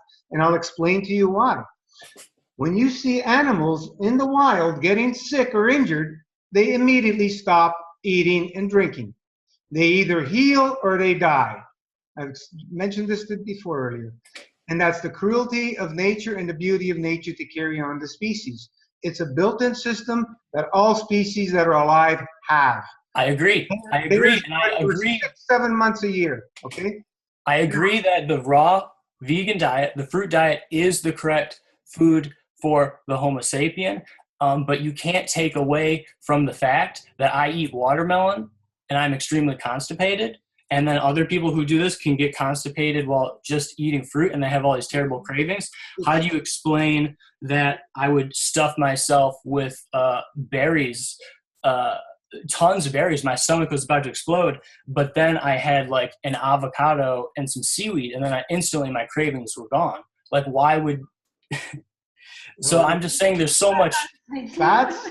Fats and protein, as soon as you eat that stuff, because it's such a shock to the system and numbing and stimulating, their body says that's enough. Exactly. No, but you say that like we eat for the emotions. Okay, now why do you, when you're saying you're stuffing your face and you're stuffing your face, you can't, you're still not satisfying yourself, but you're still stuffing. What are you feeding? What are you feeding? If you're not hungry, what are you feeding? Because certain foods have a negative feedback mechanism in the brain, like the fats. Like you eat fats. Certain people like different fats, like avocado or peanut butter or whatever, and then they're instantly satiated. So, but the fact that you eat for the emotion doesn't take away from the fact that you need to do it. Like going up to a smoker and saying, dude, you're just smoking because you're addicted to cigarettes. It's like, yeah, no crap. You know, it's like, it's only a matter of time, like on fasting before you start binge eating. You know, what happened to Dana Stewart? What happened to The Way Within? What happened to the Freedom Forager? The Freedom Forager on YouTube is like not even identifying as a vegan. What happened to who? What happened to who? Dana Stewart. What happened to her? You tell me. I don't know what happened to her. We do not communicate with her. Why not? We don't know what's going on. As soon as I dismissed her from admin, she started bad mouthing Master Fast and myself. We can wait. But the system's so healing. Why would she like do that? If it's so healing, why would she do that? Everybody has agendas. No. Okay. Listen, I have no agenda. My agenda is to get healthy. I've been so unhealthy for so long. The system is not healing. Your body is healing. Okay? This is a big mistake that you're making. The system does not heal nobody. Your body heals itself. The system gives your body an opportunity to heal itself. Okay? If you don't want to take this responsibility, then please leave the Master Fast. And that's the Master Fast alone. We have spines straightening out. People that were turning to stone. We have cancers leaving. We have neurological cases that are getting their feelings back. We have people's eyesight, their hair growing back. We have people's hearing come back. I can go on and on and on. But that's awesome. Like that's awesome. But I'm just here saying that I didn't get better. And then I made a video and you didn't do any length of fast to do the work that you need, my friend. So I'm getting worse, and you're telling me I just need to keep going? You're getting worse. That's your opinion because you don't understand what fasting is. We've just been through a whole call with Carl. Have you been listening? Have you been listening to what we were talking about with Carl? Yep. Okay. You have not even done a fast. 3 days, on and off, on and off, on and off. And then I told you, and this is the kind of information, like my body's like, don't do this. Like it just wants food. It just wants because you're conditioned for that information that you believe that you put in fats and you're not hungry anymore. What I'm telling you, as soon as you put a toxic substance or a chemical in the body, you're not going to be hungry. I'm not saying the fats are ideal. I don't want to eat them. They hurt my body, but like it just calms me down and that's what's happening to these people. And then, I thought like the mucoid plaque, and you're gonna hate me and you're gonna probably take this down. I don't believe we have miles of it. I don't believe it's there. Listen, let me tell you something. You don't have to believe anything we do. But when you bad mouth the Master Fast, I'm not going to share my experience. When you start talking bad about the Master Fast without doing at least 40 days, we're going to come after my body couldn't handle it. I'm driving on the way to work and I hit somebody's car. I'm like falling asleep. You've called Master Fast the Master Farce, all I full of did. shit. I watched the video. That's disrespectful. And that's why I called you up, man. And I'm glad you're And here. I'm here talking. I'm like, I'll come into every one and share my Glad you're here, my friend. If you want to heal, okay, we have the solution and we have the system. We brought thousands of people through it, thousands, and we have people that go off and do whatever they're doing. They get in trouble and they badmouth because they don't communicate and they don't do what they're supposed to be doing. And some of them, we've guided them back and put them back on track because there's a lack of understanding what fasting is out there in this world. So fasting won't increase your anxiety if you have issues like and mental health issues. Whatever issues you have, weaknesses, they will be brought to the surface, as we repeat many times, to be healed. And it may seem like you might be dying, my friend. And you go over that hump, you come out stronger. I've seen it over and over and over and over. I got 27 years experience of fasting myself. And now I have the experience of so many other people who have been through fasting that we're guiding. You need that faith and the trust in your body's ability to heal. If you're always turning to the science to try and explain it for you, you're going to lose and you're going to end up where you are right now. I'm not trying to rely on the science. What I'm saying is like my body kept saying, dude, like just. Yeah, because you don't have that faith and the understanding of what's happening. But you can't have blind faith. You have to like listen to your body. If your body's like, dude, don't go into like this area you don't feel comfortable, you shouldn't do it. Body and don't do the master fast. But please respect what you have learned, okay? Respect what you have learned from other people. Well, I still have a few things to share if I can. Keep going. You know what? Go ahead, share. But we're going to reply to whatever you share. Okay? And I'm not here saying like I'm just sharing my experience. Maybe I'm the only crazy person. Apparently, some people can relate to what I had on a YouTube video. Go ahead, Troy. Sure. Do it. I don't believe we're caked with miles of this mucoid plaque. That's fine. That's fine. Okay, so that's one. That's one. Apparently, you do not believe in anything we believe. So please. I used to, and now I don't. I used to, and now I don't. I don't care. Just go. I have more on my list. How do you? People are filtering. Okay, if I can continue my list, please. Go ahead. People are filtering on the juice, and another person comments on this. How am I filtering on the juice, but I'm not filtering on the dry? And that guy, I don't know if you still communicate with him. I believe he was in New York. He was getting up to 100 days or so, and he's like, I'm just getting like really paranoid, and I'm not feeling good. And you're just like, just keep going, keep pushing. And I'm like, I don't know if that's the right mindset to have. Like, how is that guy? I don't remember his name, but like, do people like still communicate after 180 days? Are they just like, I'm so much? I hear back. We have people on their second, third, fourth, fifth, sixth, seventh, massive fast. I guess it must not be working for these people if they're back. I don't know who you're talking about. Troy, who? I mean, I don't know. I'm at liberty to mention people in the video I posted, but I know you don't communicate with Dana Stewart anymore because she was all on there having tons of mucoid plaque, and now she's doing ketogenic, and having animal products and stuff. So that's one example. So what do you want us to do? To say, yes, that's good. That's a good diet. Is that what you recommend? No, I'm saying look at what. Excuse me. You think that the master fast made her eat ketogenic diet? Is that what you're telling us? What is that? I'm trying to speak. You are not making any sense, my dear. I think we need to finish this conversation. No. What I'm saying is, if certain people can handle longer fasting than others, but I'm just saying like this mentality of just like having you push when your body's like, oh, maybe this person should only do 10 days fasting. Maybe this person over here can do 100 days. I'll put anybody on 108 days. I don't care where they're from. I'll put anybody even if they have trouble sleeping. So if I just can't sleep for 100 days, you're just going to tell me just keep pushing. I have these terrible cravings. We haven't had anybody who didn't sleep 108 days. Right. I can't sleep when I'm fasting. And now my heart's just like going. Your body, the toxins. That's what you told me last time. It's out of balance, and it needs to find the balance. It's trying to heal. You're going back and forth to food. You're stopping the fast. Then you're going back on the fast. Then you're going to the fast. You can't get to the level of healing of what it takes to heal. I'll share the story, which maybe you read it, maybe you didn't, of Salome's cat. She brought it to the vet. No hope. Let's put it down. She says, no, I'll take it home and let nature run its course. The cat ran into a closet, came out in 66 days.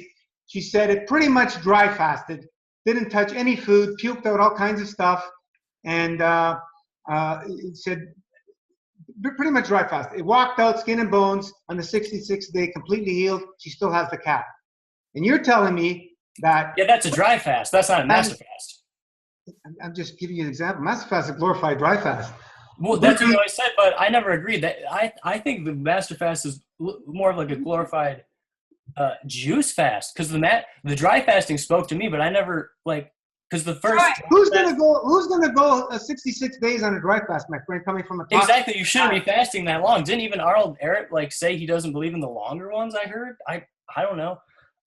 Arnold Herod is over 100 years ago. We know a little bit more than Arnold Herod today. We have so many tools, and we've done miracles beyond belief that I don't know what Arnold Herod did. I've read all his books, but the stuff that we're getting in healing is incredible. It's about time that people take responsibility of themselves. I've been trying my whole life to get healthy. No, don't try. Do it. Try.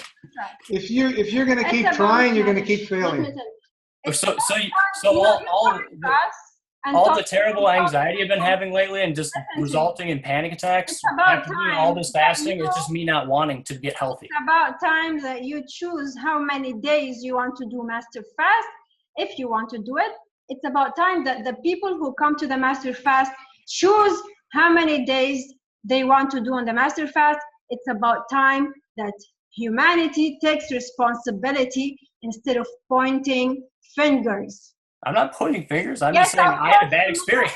Video judging the master fast and spreading all these negative messages. Okay? Well, because I had a negative experience, so I'm going to say negative things. Okay, well, that's fine. Go ahead. Please keep doing what that. Do you want me to say? Oh, I got better? I didn't get better. I got worse. Well, you have no idea. Number one, you didn't even do a proper fast. If I would have done more, I would have got even worse. That's your ignorant opinion, my friend. Ignorant. Well, I mean, if you want to remain ignorant, that's your choice. Yeah, I have 27 years fasting experience. How much fasting experience do you have, my friend? How much? Not much. You're speaking out of ignorance. I'm speaking out of experience. 3 days fast is experience, my friend. I told you what I did. I was longer. On and off. But this is, and this is what I called in.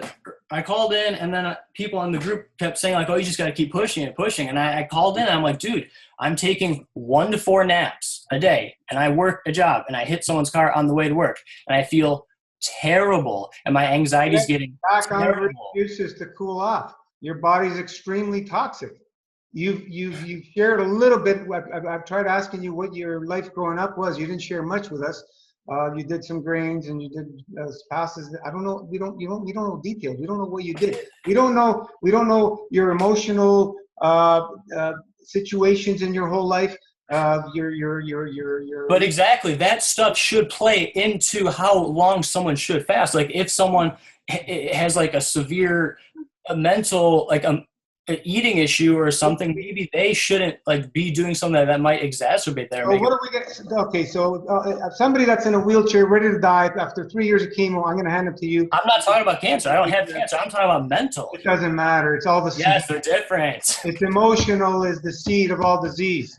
That's the information I agree with. The emotions are tied in the brain with the limbic system. I understand. What's your relationship been? What's that?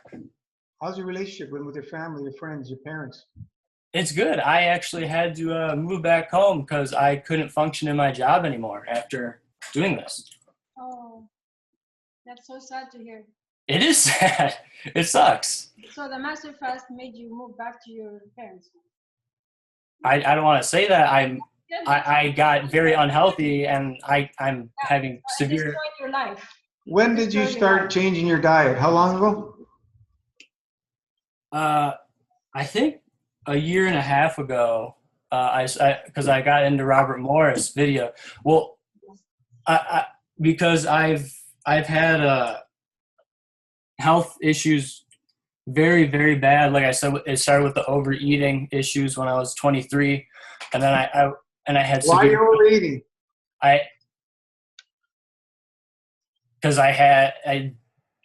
You tell me the science behind it. I just couldn't stop stuffing my face, and I had severe constipation, and I had emotion is seed exactly until you come to realize. But that's an abstraction. That's not like telling you like how the emotions are actually working. You know how they're working. Yeah, there's something in your life that's triggered you to overeat. Exactly. What it is, I don't know. I don't live here. All these things, and no one talks about like how you can inherit things from your parents, or like how we inherit everything from all our ancestors, our grandparents, or all the way down to the beginning of time. We inherited all, and we carry exactly. And I've inherited a lot of crap, like from on the anxiety part and stuff. Like how can you explain that I'm constipated on watermelon and then I'm having like terrible cravings that I can sleep like 2 hours a night? Oh, it's just the parasites craving it, right? No, you haven't solved your issue. That's why you're constipated on fruit. You're not the only one. We have people that have bowel movements once a month. Doesn't matter what they eat. They can't move their bowels. Exactly. Because but what controls the peristalsis? The autonomic nervous system, which is tied up into the brain. As far as I understand, I mean, you can correct me if I'm wrong. Dr. Morris just says, or I don't know where you guys fall. It's just like the mucoid plaques in the way, and it's like the adrenal glands are weak. In the physicality, it's obstructions, and on the emotional side, it's not physical obstructions, it's emotional obstructions. They go hand in hand. You can't have physicality without emotion. Creation starts with a thought. Intent and emotion brings matter to being. You can't have anything without emotion and intent. It's impossibility. This is how basic creation works. So you have an issue where you're not taking responsibility for yourself to do what you need to do. I can't sit here and listen to that because I've been trying my whole life to get better, and for someone to tell me I haven't been taking responsibility is one of the most disgusting things for me to hear. I'm sorry to say that. Trying and start doing. There's a big difference. And I tried Master Fast, and it's like, you. Okay, my friend, keep trying and go find something else you can try, and you'll be doing that for the rest of your life because you're not going to commit to something that is going to help you. And I can't help you if you're going to try. But I mean, getting better on something that destroys your body stress response isn't going to. Okay, I'm going to line up all the people that have had miraculous healing, and you tell them that the Master Fast destroyed them. I won't. I'll tell my story, and I'll show the people that commented on my video, and then we'll just say, okay, now we'll try to figure it out. You know, I'm not here to say those people didn't heal. I'm here to say I didn't heal. I had issues that are worse. Number one, you haven't answered my questions properly. Number two, you're speaking of ignorance. Number three, you're going around in circles, pointing fingers. When you're pointing fingers, I'll answer your questions. I'll stay on here all day. I don't have all day. When you're ready to take responsibility for your health and commit to do whatever it takes, no matter what, no matter how long, then we can talk. Before then, I can't help you. I do private consultations, and those 3 questions, if I don't get a yes, sorry, please find somebody that you can resonate with, because I don't have the time for you, because I've done it in the past, and these people who do not say yes to those 3 questions will never do it, and they will not heal, because they're going to be ones like you that'll do a little bit here and there to taste this and that. Doesn't work, it's your fault. I've tried your system, and you've tried it, my friend. You haven't done it. I can't. My body can't do the 40 days. How many enemas you've done a day? How much fluid of enemas have you done daily? How much dry fasting schedule? I've been off this. My life's very challenging right now, and I've been off this for 3 or 4 months or something. What are you eating now? What was your meal today? What was your meal? I don't even know what foods I've really been eating. It's not been good because fruit's very constipating to me, and I'll just eat. Fruit is constipating, yeah. What do you want me to tell you? That it's not constipating? I'm telling you the truth.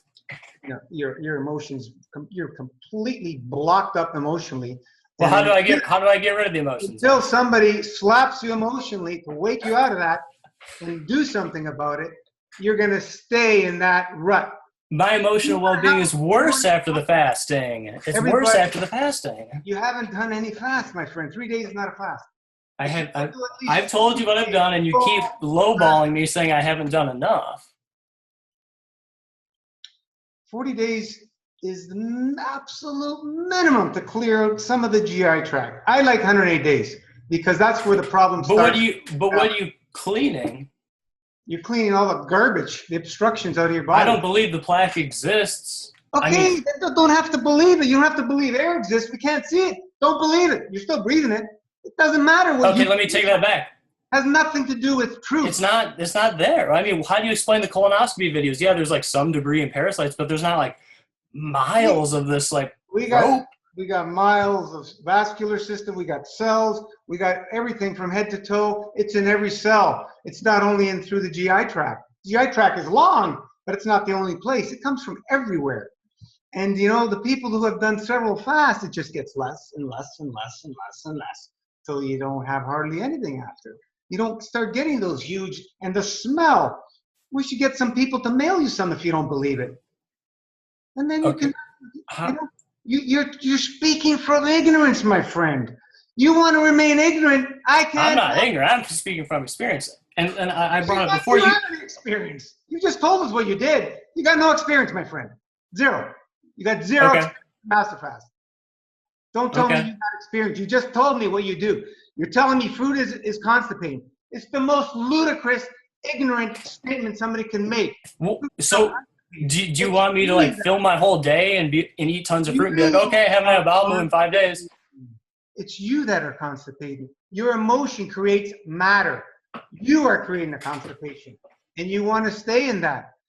Go on. I don't. I want to be healthy. I don't. Make more videos bashing Master Fast. I'm not. I'm sharing my experience of that. Not listening to your body and fasting beyond like what. You're not listening to your body. You're listening to something that you know nothing about. That you believe your interpretation is correct. It's a big difference from the truth. Big difference. And until you want to come out of that, go keep making your videos, keep bashing us. I have no problem. I'm not. You'll only concentrate yourself more because we're talking about the soul level now. The matter state, you don't want to come to terms with what we need to do. I would love to be like a breatharian. Like I would love not to have to eat food. Like I thought I could do that. Like I thought literally, I was like, this is awesome. I'm just like never gonna have to eat food. And I think like that exists, but I don't know if like this route is the way to get there. I would love not to have to eat food. I hate eating food. Breatharianism is there for those who choose that path. Are you there yet? When are you going to choose that path? It's in my mind, and whether I go there or not is irrelevant, and whether I do it or not, it shouldn't affect you. Because, you know, we are part-time. I'm doing it anyway, man. I'm doing so much dry fasting. In my food consumption today is minuscule compared to where it was only 5 years ago. Minuscule. So, you know, do you want to heal or you don't? I want to heal, and to heal, I need to not do the Master Fast. You can't heal bashing other people. Emotion is seed of disease. I'm going to say it again. Emotion is seed of all disease. I'm going to say it one more time. Emotion is seed of all disease. And I can see you're completely emotionally imbalanced, my friend. Okay, let's say like that's just it. Now how do I fix that from your perspective? You have to first make the choice, do whatever it takes, no matter what, no matter how long. So if you're ready to commit. So if getting better involves me not doing the Master Fast, should I do that? Yep, if that's the way for you, find a way that's going to help you. Okay. I can help people with anybody, with any situation, because I've done it with MasterFast. I don't care what you call the disease because there is no such thing as I'm not talking about disease or disease. I'm just saying like my anxiety and panic attacks and constipation and food cravings got worse. Get on Buteco method and start learning that and implement it and practice it and do it every day. Master it. Are you doing any breathing exercises? Yeah, I was doing the full yoga breath, and I thought, which yoga breath? Which one? I mean, I hate. Show us what you were doing. I was just doing the one Dana Stewart said on the video I last called that was taken down. She called like full yoga breath or something. I was doing that, but I don't know. I mean, I'm just sharing my experience and saying like pushing beyond your limits isn't like healing. You like if you break your arm, you can't just like push it to heal faster. If I'm having trouble sleeping, I can't just be like, oh, I'm just gonna like try to sleep better. There's many things we can do to help speed up healing. Many things, and this is what we do with MasterFast. We have tools and we use them, and we've seen things happen quicker than we've seen in any other healing modalities. I haven't seen anything in miracles healing as we have seen in MasterFast in the last 2.5 years. Nothing. Show me anything out there that comes close to what we're seeing. Show me. I mean, I can't speak about like the tumors and stuff because I don't think I have any of that stuff. I'm just speaking from like it's all the same mental health and you've had constipation. You've had serious issues. Anybody who's constipated is going to be way out of whack mentally because the GI tract, especially the transverse colon, is connected straight to the brain. Anybody who's constipated is irritated, not happy, angry, blah, blah, blah, blah, blah, blah. It goes on and on and on. But I mean, you're not going to be happy. But I mean, how do you explain like when I was doing the fasting, like I was having trouble, like panic attacks and having trouble breathing, and I was getting. How much water? Like in the enema? I don't know. I did one every day, like you said. If you did one every day. Water. I filled up the bag. I think I did 2 back to back. That's the most you've done in a day? Have you done any colonics? No, and like I said, I've been off this for months now. I'm not talking about often. I'm talking about when you're going through it. If you want help, the colon is known as the third lung. When they do operations on a human in the lungs, they put oxygen through the colon to keep the person alive. No, I remember that line. As soon as you can't breathe, you start doing enemas. If 1 doesn't help, you do 2. If 2 doesn't help, you do 3. If 3 doesn't help, you do 4. If 4 doesn't help, you do 5. 5 doesn't help, you do 6. This is what it takes, my friend. Especially if you're constipated, you gotta move the bowels. But how much pudding were you doing a day? How much what? Pudding. I think 2 tablespoons of psyllium with the appropriate charcoal clay. And you're only drinking 1 liter of juice per day and 2 cups of tea? Yes, sir. I believe that was what I was doing. Yeah. But I mean, I was, like the cold intolerance, because I'd get so cold, like my eyeballs were cold and stuff, and I had. But people like say, like, oh, that's just detox, and like I'm having trouble breathing, and I'm having like panic attacks, and I'm like almost fainting when I'm standing up, and just to say that, oh, it's all, or all that's just detox. I don't know, like. I do know. It's complete, all healing reactions, 100%. If you're on a fast, if you're eating, no. If you're on a fast, yes. So, like, if you're having trouble breathing, that's just a healing reaction. On a fast. Yes, it is. Because I've had the same thing. What about talking about like the autonomic nervous system? You're going back to something you don't even understand, and nobody on this planet understands. But no, I bought into the system of just, the reason I have chronic fatigue, the reason I have all these issues is just because I'm full of these toxins and I'm just trying to do this. And I'm like, everything's just not getting better. And that was my experience. And I mean, when are you going to commit for you 90 days? When are you going to commit? I can't do 90 days. I'll have like a food binge in like 3 days. That's how bad it is. That's what you're not ready to heal, my friend. It has nothing to do with willpower or choice. No, with commitment. Tell like a smoker just to stop smoking. Tell a smoker Commitment. just, you don't want to get healed. You know, it's not that Commitment simple. and willpower is two different things. You're never going to do this by will. You need to commit. Did you write down your goals? Let's see where you wrote down your goals and read it to us. Well, I just moved a few days ago, so it's All right, gone. my friend. I think we've had enough. We're trying to help you. We're not going to where you're always going in circles and pointing fingers. I'm saying that the mucoid plaque, I don't believe it's there. I'm saying like the I don't believe people are getting. The great filtration people are getting is they're just filtering the juice. That's not like amazing purple sulfur filtration. That's what I thought. I'm like, oh, I'm getting this amazing filtration. You're just filtering the juice. And then you're not filtering on the dry. How can you explain that? You have no clue what you're talking about, my friend. I do. No, you don't. And I'm saying here, challenging some of your opinions, and you just. I've done a lot of dry fasting. A lot.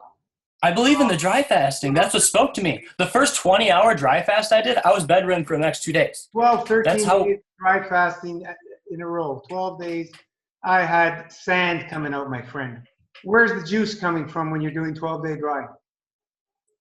That's the thing is like, you know, that's why I liked your system, because like I saw the dry fasting and I saw you on YouTube doing these long dry fasts. I'm like, dude, this guy's awesome. He's just doing these like long dry fasts. And then I'm looking into like all the enemas and all the juice and all the pudding. And I'm like, that stuff didn't like speak to me. What spoke to me is the dry fast. The first dry fast I did was 20 hours and I was bedridden the next 2 days and I got a very minor amount of sediment. That's how my body is. And to say to a word I've said in the last 45 minutes, right? You haven't listened to a word. I am.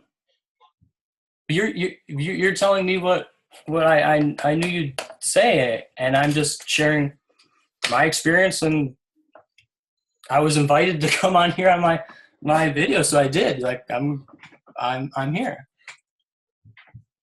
Do you want to heal? Yeah. Go see your doctor. That's what you need.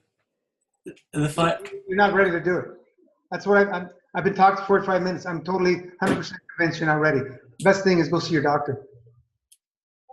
Honestly. When you're ready, we're here for you. I'll bend over backwards, man. I haven't seen you on the page communicating much. I left it because I had such terrible anxiety going in there. How can you explain that? Oh, I wasn't ready. When you're ready, I'm here. In the meantime, honestly, go see your doctor. Honestly, okay. Go see a doctor and go down that. Obviously, you know, I'm not into that. I'm into the natural way of healing, but I just don't agree with pushing your body past what your body can handle. What's natural healing for you? Explain it to me.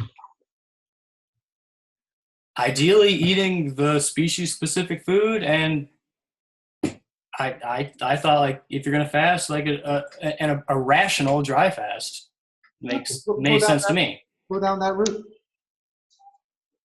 Except I tried to go that route, and I've had like just a few days on raw, having like terrible cravings, can't sleep. I mean, how do you explain all these people who do like? Are you gonna bash Dr. Morse next for eating fruit and herbs now? And it's not no, I believe that's right, but I'm just saying there's more going on in the brain. Like a lot of people who did the 80-10-10 diet or the raw vegan diet are kind of changing up to have more cooked food and fat. And I'm not saying that's right. I'm just saying like that's an observation of that's how people are going, and that's interesting. Exactly, because they haven't got to the roots and seed issues. You can't do it through eating.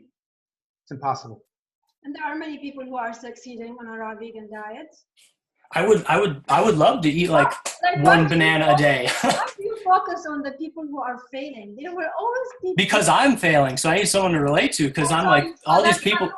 Okay, so keep focusing on them. You will never succeed this way. You have to be a little bit. You want to be a little bit positive. Look at the good picture. Life is beautiful. What is this? Exactly. And when I was doing the fasting, my life was grim. I was so sad. I was so depressed. I was so anxious. I was crazy. Or if you feel terrible on a raw vegan diet, you go back to garbage. Is that your solution? I don't understand. I'm not advocating that. I'm saying, unfortunately, I have that. a little bit, okay? You already know a little bit. You have done some reading here and there. Oh no, I've pretty much I have seen so many of your videos, so many Morris videos. It's crazy. That's what I'm saying. So now it's time for you to choose whatever you want and just go do it. Yeah, I recommend go see a doctor. Doctor would be amazing for you. Science? Whatever. Yeah, Go because that's where your mind is he at. will most likely explain everything for you. I'm not talking about like medical. I was just saying if we understood how the brain actually works with cravings and emotions. Don't see a doctor, but you figure it out because it seems like you know a lot. So, I don't know much. I can just share my experience and challenge what's out you're there. very experienced. I've explained your experience was nothing compared to what we teach. To get to an issue as severe as what you're experiencing, you need to do a lot of work and you need to have a little bit of faith if you want and push through it. You don't need to do nothing. Nobody's forcing anybody to do anything. Yeah. There's always green juices to back off when somebody is going through extreme situations that they cannot mentally handle. And you know, I've actually had to put very few people on green juices, not many, a few. Because we have so many tools to pull people through even the most extreme healing reactions. Extreme. What you're experiencing is peanuts to what helps people go through. So, you know, if you want to remain in that state, that's fine. But I don't. I want to remain. You're not showing us that you do. I asked you to show your this and that and the other thing, and you don't reveal to us anything. You're making excuses for everything. What do you want me to reveal? I've shared what happened to me. Number one is write down your goals, and you've made an excuse that you just moved. You don't have them memorized? Well, I'm talking about my experience before. My experience right now is different. I don't even know what I'm. My one goal I did write down was to get out of body, because that's what you mentioned is that the easiest way to do that is through the physicality. But has anyone else reported that? When you do 12 days, come talk to me. Right. When you're ready, maybe 2, 3, 10 years, doesn't matter how long. But when you've done it, give me a call. Yeah, well, the longest I could do dry was, like I said, 20 hours, and I was bedridden the next 2 days. I've gone up to 40 hours, and my heart was just pounding through my chest. I could not sleep, and I'm like, okay. The best diagnostic tool to see how clean or toxic your body is fasting, especially dry fast. When you get so sick on a 20-hour dry fast, it shows how toxic you are. It just tells you how full of toxins you are. You can read it in Mucusless Diet. It's clear as day, exactly what she just mentioned. So now to point fingers at a clean diet, at the best detox program out there is, I'm sorry, you know, I have to say you are clueless. And that's fine, but that's my opinion, okay? That's not your opinion. Rana is a scientist. She left the science world. I have a master's in science. Mm-hmm.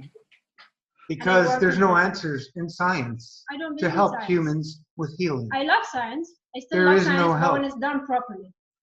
The way we learned school, we never learned anything about the body's ability to heal itself. We learned a lot of things. Treatment but for symptoms. Nothing about the body's ability. For sure, like treatment. I agree. Details and this and that. But it does not matter at the end of the day. Let the mind go on your belief of mucoid plaque exists or not. It's irrelevant. Exactly. It's irrelevant. Who cares? Like just last week. We use that pudding, and I've explained it, why we use it. I don't care what it looks like coming out. It's irrelevant. It's irrelevant. I have released the most mucus on the master fast that I have ever seen from in a colon, okay? And I work as a colon hydrotherapist. I see people every day, okay? I have never seen anybody release as much mucus as I do when I do my master fast. The pudding is a crucial We are full of waste. We are full of waste, especially when you get sick after 20-hour dry fast. If somebody tells me that, I tell them, okay, you're full of toxins. Obstructions, If somebody tells me that, I say I've mentioned earlier, it's not only physical, it's emotional obstructions. And when you're doing these enemas, when you're seeing water basically coming out, it's not going to help you on the physical. It's going to help you on the emotional, removing emotional blockages. Believe it or not. Believe it or not. You can read stories over and over. People felt like they were going to die just before they had a huge release. I can show you on my phone right now. I can show you worms coming out of my clients on the master fast. Do you know how many pictures I've taken? Worms. I got the pictures too. I got them. I got them. Hold on. Pictures of worms? Yes, ma'am. Okay, so what are you questioning now? Mucoid plaque. Who cares about mucoid plaque? You have worms coming out of you. Who But cares about mucoid plaque? If you have worms coming out from a master fast person, I've shared my story on my first 40-day Concord grape juice fast with nothing but grape juice, store-bought. Back then, from the Wiley Brothers in gallons, $10 a gallon. Anyways, that was my first 40-day fast experience, and I had black plaque from about 7 days every single day until 40 days coming out of me. And in your eyes, mucoid plaque doesn't exist. And that smell, I'll never forget it, because I never experienced that smell ever again after that, was so bad, I had to open up all the windows and doors in the house, and it took the whole day to get rid of the smell. It was a smell of the worst hell I've ever smelled. And then I ended up almost 2 years in bed from that experience, for burning out my kidneys, not breaking the fast, not understanding how to break fast, not having anybody to support. This is what I'm speaking from. And you're speaking from 3 days master fast, full master fast. This is what I'm trying to convey to you, that you're speaking out of ignorance, Troy. And when you keep saying I've done a 3 day, but you're not giving any mention to, like, I think it was 2 months I did on the hybrid, because I called in and I said, because I could not get through a day without eating. And then I told do a raw food diet. Green juices I would recommend. Do that for 2 weeks. Green juices only, enemas, throw a little bit of herbs here and there. See how you feel. Do a raw food diet, but however, I remember in your video you mentioned that raw food diet is not good. So No. Nothing is good enough for you. What do you want? No. I maybe I need to clarify more. It's very hard because I'm very anxious in my videos, so it's hard for me to get my thoughts together in my videos. So I'm anxious. What I was saying is, I was struggling on a fruit diet. I'm not disagreeing that that's a species-specific food. You said that people who do the raw food always fail. We're going to come to a close. Master the Buteco breathing. Get on a grease juice fast and see how that helps you. Or go see your doctor. That's all the suggestions I can give you. Until you work on those emotions and come to a more balanced state where you're able to commit and not freak out on 20 hours of dry fast. But it's not a choice how my body's, Yes, it is a choice for Troy. It's not. You don't choose that. Do you want? It's a choice to get out of it. So if my body's just flooded with adrenaline, did I choose that? If I just wake up, my heart just pounding out of my chest, am I choosing to feel anxious? We're going to talk on the soul level.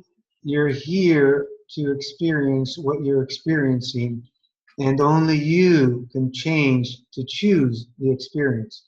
We can't force you to do anything. If you're going to focus on all the negative of people and continue to bash people, that's where you're at. And I'm not bashing people. Like I said, I'm sharing what happened to me. You're and if people want to disagree or agree, and they're free to post in my videos. I don't disable comments in my videos. Yeah, that's fine. That's the only suggestion And, I can get. It's almost an hour coming up. Yeah, if anything you can learn from this, you know, we are not here to convince nobody. When somebody comes on the Master Fast group and they question and this and that, we say we're not here to This level is not for everybody. convince anybody. We're not here to We have over. answer questioning and this and that. Just do your homework. The protocol is clear. It's long enough. Frequently asked questions and all that stuff. You believe it or you don't believe it, it's not our issue. Okay, you want to do the Master Fast and you want support, we're here to support you, and that's all we can do. No, I mean you guys are great. Actually, you like our time for free to help people, and on top of my full-time job and this and that. Okay. No, you guys are great in putting out these calls. Yeah, and all the support you like. You get at people if they have any question, and that's awesome. But you know, if it's something that isn't working for me, you know, that's fine. We're not going to convince you about yeah, I mean, I can't turn back the time, but that was my experience. I know you're saying it's not an experience, but whatever that was, I put it out there. I mean, I'm here. Okay. You know, I'm not bashing you. I'm not hiding away. I'm here calling. I just it wasn't for me, I guess. You know, I don't know. We're not okay. Good. We're not here to convince you. So if you came here to the call to be convinced about anything, we're not here to convince nobody because it's impossible. We just share our experience. Now, if you want anything at all to convince you to clean up, it's the fact that you got so sick on the Master Fast. That's the biggest motivator to get you to clean up your body because you're very toxic. If that doesn't open your eyes, nothing. If that doesn't open your eyes. Oh, no, you're right. My body, if iridology is correct, like there's tons of lymph, but I know, I've said it, and I don't know if you like me talking like this, but like how the emotions and the cravings through different parts of the brain. I know like neuro stuff like is what you know everything. Then something's wrong. Well, you know it. We don't know it. I don't know what you're talking about. Yeah. Oh, I'm just saying like my mental like anxiety and things like that like hasn't helped. Maybe for like getting out cancers and stuff or tumors. Like maybe that's awesome. I can't share that. I can just say like my anxiety and panic and things and sleep and being stuck in the sympathetic nervous system. I'm just like stuck in fight or flight mode. Like, many of us have anxiety issues. It's a big deal. Yeah, but I've just been like stuck in like this nervous mode after this. Who are on anxiety medication on the Master Fast and antidepressant and all that stuff. You've got so many people off them. At least you're not on medicine. Trust me, these people are going through a very rough road. Okay. Yeah. What you're going through is nothing. Nothing. You got to make the choice. Nothing. You got to make it. I mean, you know, if we could all walk it. If we could all walk in each other's shoes, we could appreciate each other more. Like if I could be in your experience, if you could be in mine, like everybody in their own mind, it's the worst possible. Nobody else could be that bad. When I was in bed for 2 years with that pain, throbbing, it was the worst of anybody. There's no way anybody could feel any worse. Oh crap. Yeah. Maybe each person has his share in the pain. It can last an hour, it can last a day, it can last a week, it can last a month, it can last a year. Yeah, I mean that's you know like, and that's you know I'd rather have physical pain than like have this. So God, please give me physical pain instead of anxiety pain. What do you want us to do? We can't do much. We can't help you. If you want to feel sorry for yourself like that, I'm not sorry for myself. Like I said, are you prepared to go on the breath work on the Butenko method? You prepared to do that for 3 months every day? I'll write it down. How do you spell Butenko? Butenko.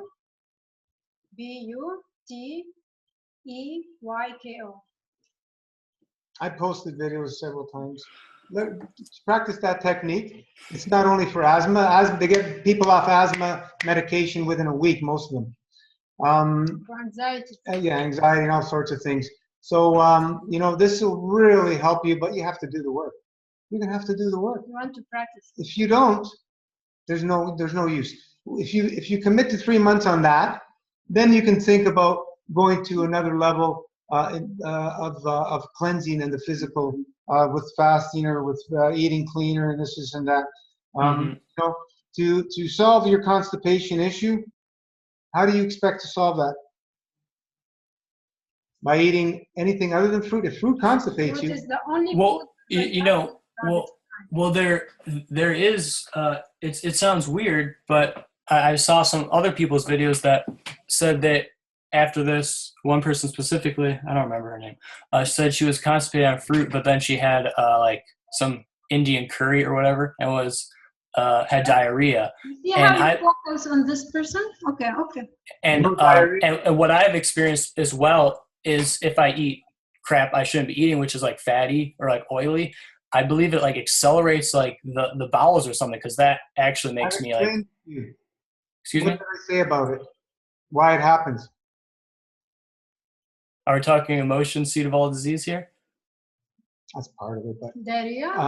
when you introduce anything outside of the species-specific food, the further away from that, meaning the more toxic to the body, more obstructive, the more it shocks the body into doing things to eliminate it, and that's why your hunger goes away, and that's why you can trigger diarrhea. But I'm constipated on meat. Like meat would make, and I'm sorry to say that I tried to eat meat after, like meat would make me constipated, but after having some oily crap that I'm not supposed to, that would move my bowels. Yeah, Okay, so it doesn't matter. Really, let me tell you something. As a colon hydrotherapist, fruit is the only food that does not leave garbage behind. That's why it's our species specific. That's a big reason I see it is our species specific food.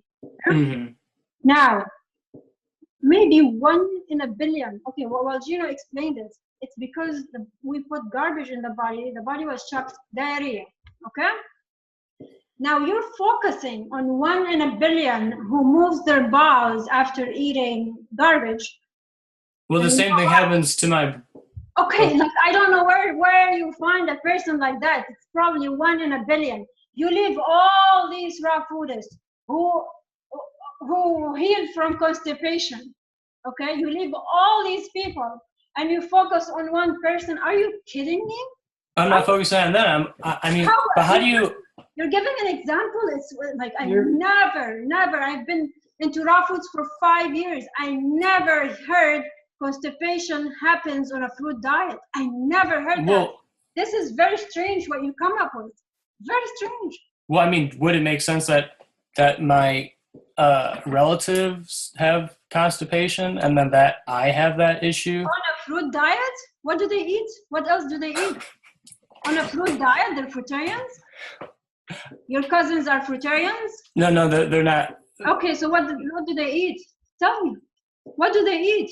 I'm just saying I have a family member that for a while only ate, I think, watermelon for a bit, and she was constipated. How many months? How long? I don't know exactly. She had cancer, so okay. Okay, we're gonna call it a night. That's giving you over an hour of my time. I'm worth $9,000 an hour, and they're giving it freely to you. I'm giving mine freely too, so you don't. I don't charge anything. Excellent. Carl, thank you, brother. Nice meeting you. Have a good night, guys. And appreciate your sharing. And Master Fast is not for everybody. For those who understand and want to learn and choose to make the commitment. And we know the possibilities. It's infinite and endless. And miracles are happening every day. So we continue to do what we're doing. So I thank you again. And we'll see you on the page. We'll see you on maybe another Zoom call. Jump in when you want. Or, thank you so much, Carl. You know, it's a long one, 3 hours. Thank you, guys. Okay, guys. Have a good night. Awesome. Good night. Have a good night, everybody. Love you. Love you. Take care. Keep that plasma love flowing. Good night.